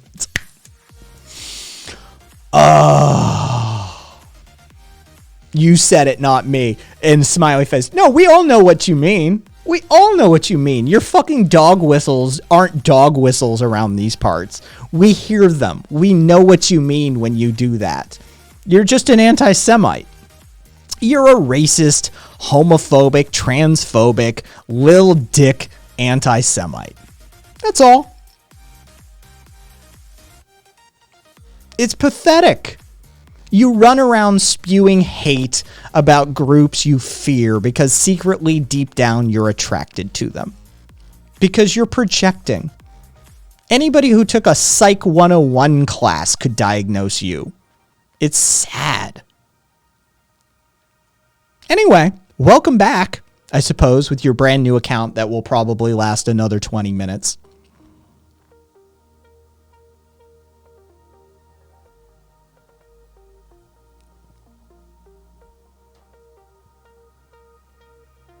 Yeah. Who? Exactly. Yeah, you only know like half the dog whistles. Cool. Tell us the other ones. Yeah. Teach us. Catch us up to speed. Come on. Go turncoat. Be a little rat. Spill the beans. Yeah, carrot cake. You only know half of how much of a bigot I am. Yeah, it's fucking great defense, bro. Great defense. So, how many times a day did you rub it out to like hentai furry, gay hentai furry porn and stuff? You seem like that type. You're angry about it, so clearly you've got one. You got a thing about it. So apparently he only does it to hentai occasionally. That seems like degeneracy to me. That seems like not something God would approve of, right? I mean, isn't touching yourself bad? And sex before marriage and, idolization and stuff like that? That seems like that's probably not a good thing that you should be doing.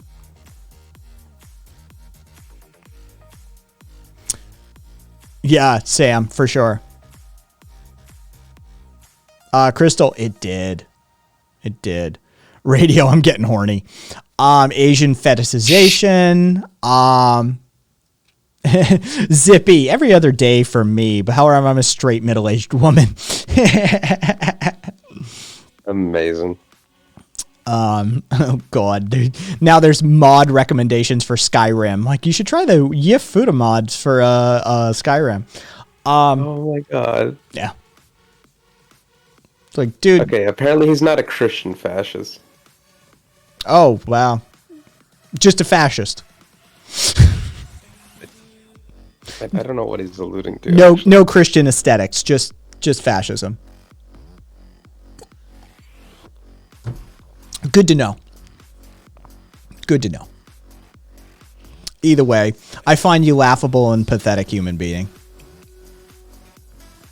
Anyway, God, I wish I had some more to dunk on than just this pathetic loser. Right? Like, I wish I had a couple of them. Let's see. Oh, they're fighting back over on the Tanky Jerk subreddit. Fucking the 14 points of fascism and how they relate to China and the failed state of the USSR. So they're like just going all for it. Shots fired. Yeah. Somebody, like yesterday when it really snapped off, somebody took a screenshot of some shit that happened on Tanky Jerk and posted it to Tanky Jerk. And they're like, yep, we're featured on our own subreddit now. Like, yeah, there's kickback. I got in one of the only comments on who was it? Hang on. The Right Can't meme when they posted when the mod posted the they stickied the post about how today marks the 32 years since the unsuccessful color revolution led by the liberal petite bourgeois faction of the Chinese populace. And here are some of the misinformed folks on this sub need to know about it, right? On the Right Can't meme subreddit. Only a handful of fucking comments managed to survive the mod purge. And then they locked the post. But yeah, it's happening over on the Tanky Jerk subreddit as well, and you know they're fighting back. Like, you know what, the mods can fuck off. Let's see. Oh, nice. Not many people know that reference. Somebody actually made a comment. Do you glow in the dark too? To the guy who made this essay for the 14 points of fascism. Most people don't know that reference. That's a pretty deep cut. Of course this motherfucker knows the reference. Of course this motherfucker knows the reference. That's what they do to signal that they're being monitored by the FBI and shit. Yeah. They just say that this guy's glowing. Of course he knows that reference. You're just a piece of shit, bro.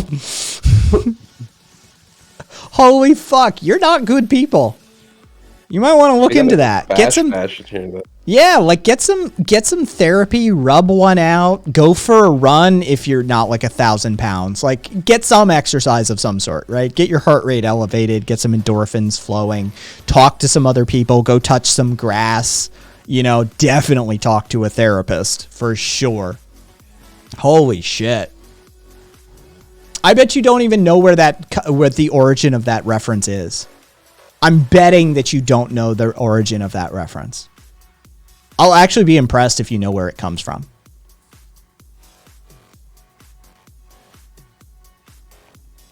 He actually knows. I'm impressed. His name was Terry, by the way. His name was Terry, by the way. And he was troubled. But he was also a genius. The likes of which, if he had received the mental healthcare, the mental health care that he so desperately needed, we may have had a programmer the likes of which this world has never seen. The man was a genius. He was a certifiable genius. The code he wrote, in the way he wrote it, honestly, very few programmers are capable of writing such elegant code. He was a true artist, but he was really disturbed mentally, and he lived here in Las Vegas for at least the majority of the rest of his life, before his life prematurely ended. But he was super troubled.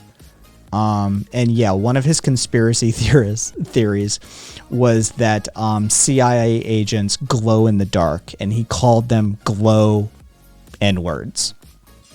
That was how he referenced them. And it eventually, by 4chaners and their ilk, picked up on this terminology and ran with it. And it became just another one of their shithead dog whistles.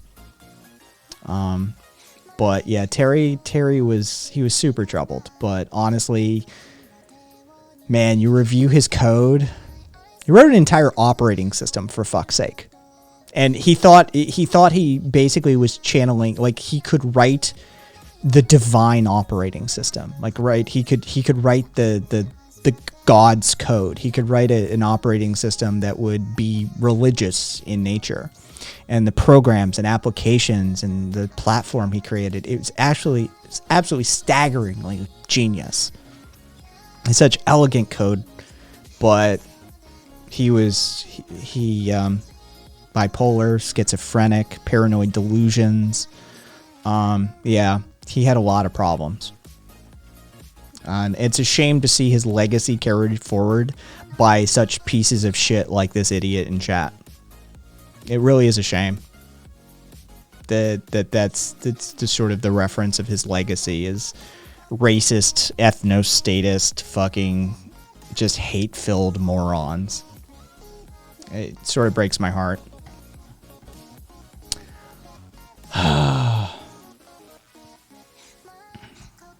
Let's see.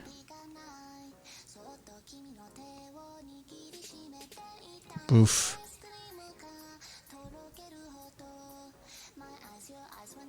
Oh, interesting. The mayor of San Jose has proposed that gun owners should be forced to carry insurance and pay an annual fee in the wake of mass shooting. That's actually something we already do in my family. We have insurance covering that sort of thing. So if, one of us has to use our firearm and there is a legal battle as a result of it, we've got an insurance policy for that specifically.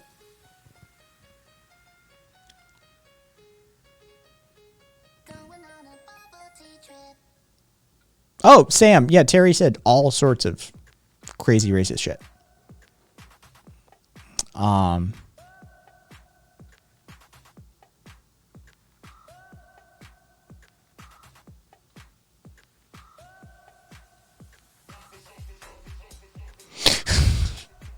Stubbo, you're certain parts of this world are going a little stir crazy, it seems like.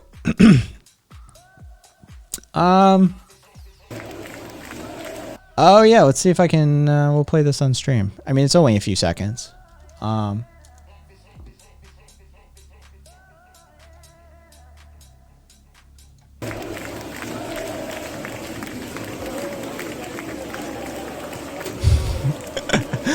Going at it. It's a memorial march to honor the French anti-fascist Clement Méric. Forgive my French. Méric. But yeah.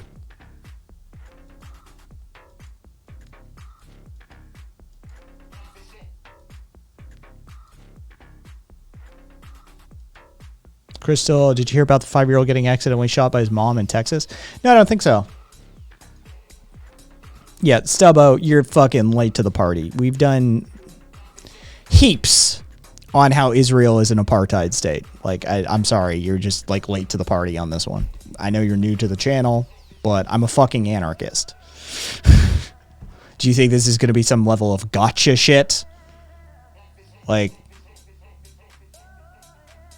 and it doesn't work. Israel has a wall, and yet it doesn't work.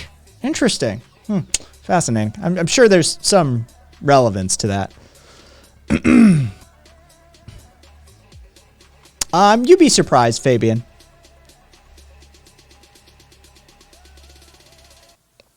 All right, so can we vote on this idiot already? All right, let me start a poll.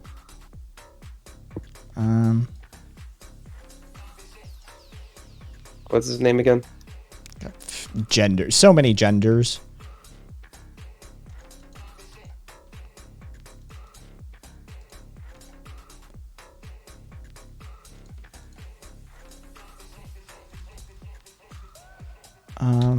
That was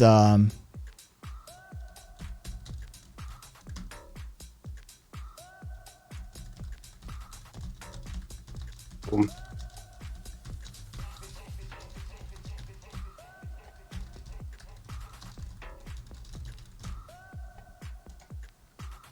I hate online politics.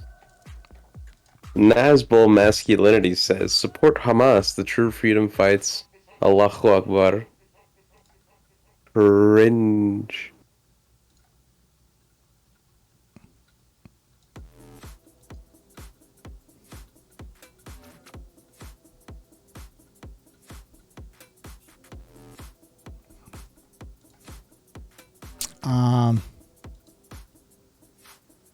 Oh my god, they're a self-identified Nazbol. Okay, well that explains things. Yeah, you shouldn't be one to be talking about mental illness there, my friend. You're a self-identified Nazbol. I mean, National Bolshevikism is not exactly a one self-consistent ideology, nor sane for the modern era. I wouldn't, you know, glass houses and all of that.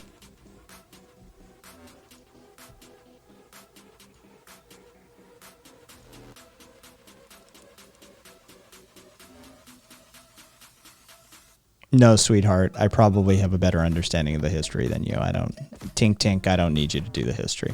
Though, feel free. I'm sure it's only moments away, though, from Twitch realizing that you're doing ban evasion tactics and you probably catching an IP ban or something. So, you know, we'll see.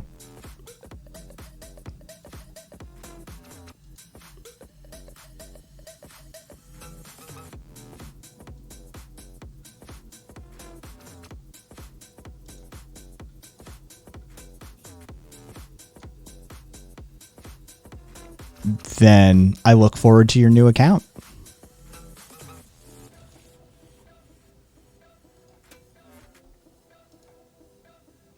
Shrimps.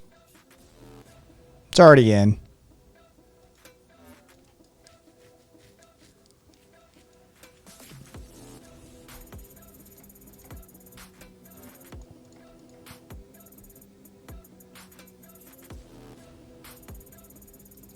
So many genders, more like so many accounts.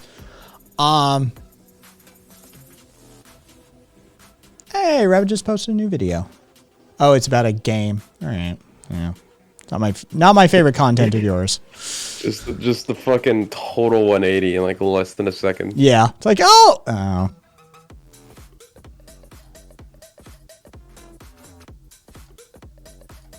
The people have spoken. Yeah, welcome. Yeah, fuck that guy. Anyway, yeah, that was special. Let's qualify that. We'll categorize that as special, for sure. They entertained me temporarily, and then they were boring. And boring trolls are the worst thing on the face of the planet. Sure, you know, genocide, massacres, atrocity, rape, those sorts of things.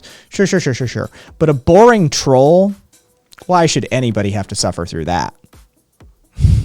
Fuck that guy. No, I'm done with that bullshit. But it should be interesting. I can't wait because they managed to last 21 minutes with that account.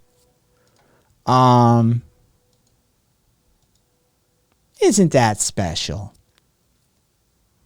I think. It's been a lot of years since I've heard Dana Carvey sassy. I think I got close to it, though.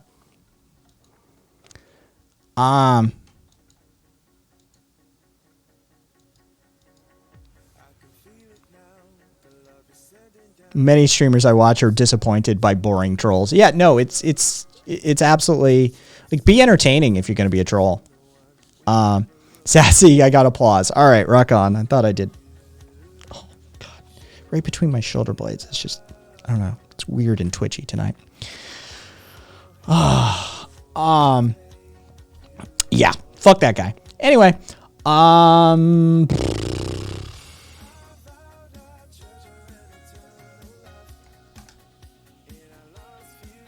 Jesus, where did that get posted? Oh, it got posted in Anarchism Proper. I didn't have a clue about the amount of propaganda that U.S. citizens are subjected to. I got myself a VPN and connected with a U.S. server. I was watching BreadTube, and I kept getting explicit communism bad ads all the fucking time. I thought Brazil had a lot of anti-left propaganda because I would see 1 to 2 explicitly right-wing ads a day. Maybe one about how Brazil is great, but Jesus Christ, Americans are fucking bombarded with this shit. No wonder the U.S. political spectrum is the way it is. I got 6 or 7 ads like this in the past 2 hours.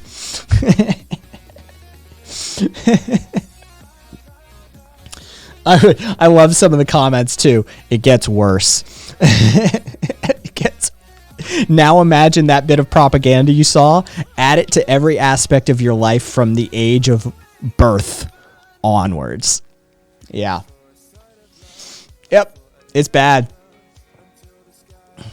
Later, Crystal. Take care of you. Take care of yourself. Always nice seeing you. Let's see. Yeah, me, Trey. If you're a troll, be entertaining, and you too may someday be a mod. What did Stubbo fucking suggest? Well, the vaccine stuff we're not going to cover. As far as 1312 goes, dude, I did like an hour of shitting on cops during this stream. I don't have much more in me for shitting on cops. Like, I've run through statistics, I've run through training, I've run through history of, I hate to be a fucking lefty meme lord on this one, but Rev, you're going to enjoy this again. Pig is a pig is a pig is a pig is a pig. There, job done. No nuance whatsoever. Completely useless as a slogan. But I've done the nuance, I've done the history, I've done the numbers, I've done the training. Like, I don't have anything left in the tank for shitting on cops during this stream. That's just the truth of the matter. Oh, did you see though the statistician, the data scientist in Florida who got like all of her computers confiscated by DeSantis when she was whistleblowing for the COVID infections? She's going to be running for office. Yeah, she's looking to unseat some motherfuckers. Yeah, what more is there to say after a certain point? It's just. On that note, I'm popping off. All right, I'll check y'all later. Later, Cap. What we got here? Oh, all right, cool. Just a little notification behind the scenes.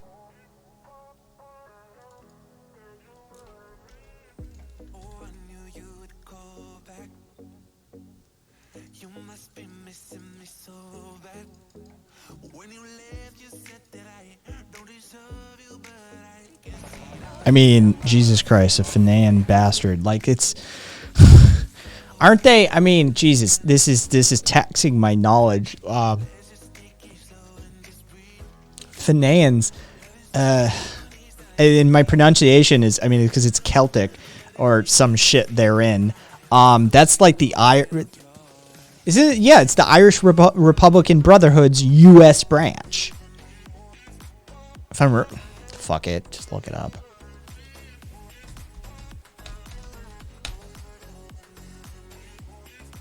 Yeah, Irish Republican Brotherhood's U.S. branch, founded by Mahoney and Doheny, both of which who had been out participating in 1850. Yeah. Independent existence, worked to gain Irish American support for armed rebellion in Ireland.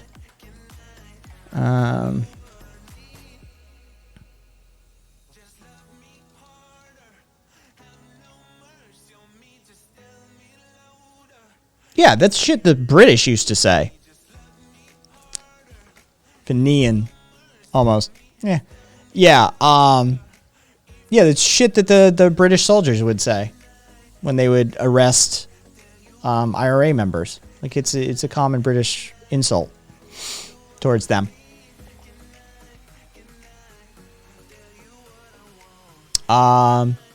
Yeah, that's some good news. She seems fearless, to be honest. Yeah, she seems like she's got a set of like cast iron ovaries on her. Yeah, for sure. She's got some cojones for sure. So it should be interesting to see how that works.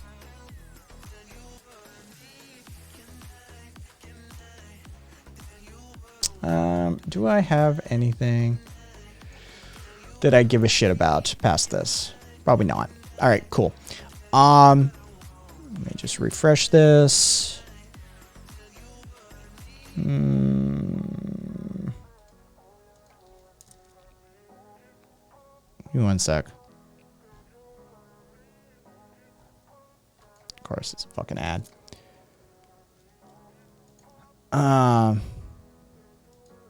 Yeah, I don't speak Gaelic.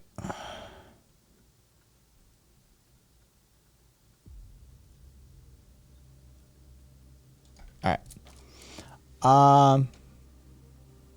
Okay, so it's Scott's Discord account you'll be using for that. Duly noted.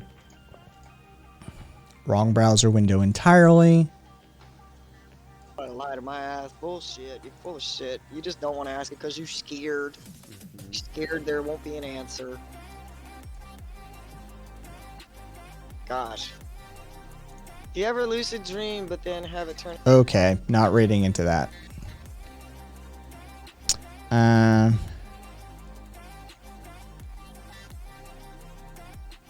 Holy shit, Tony, you're on 11 and a half hours? Fuck it. I'm gonna support Tony. Wow. Holy shit, Tony.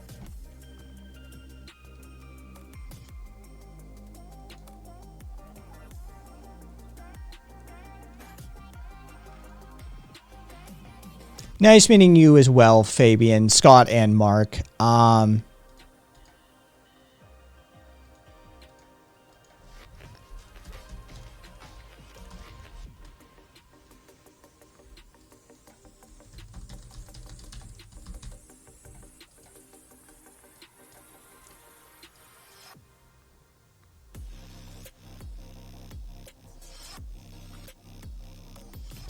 Yeah, I'll catch y'all later.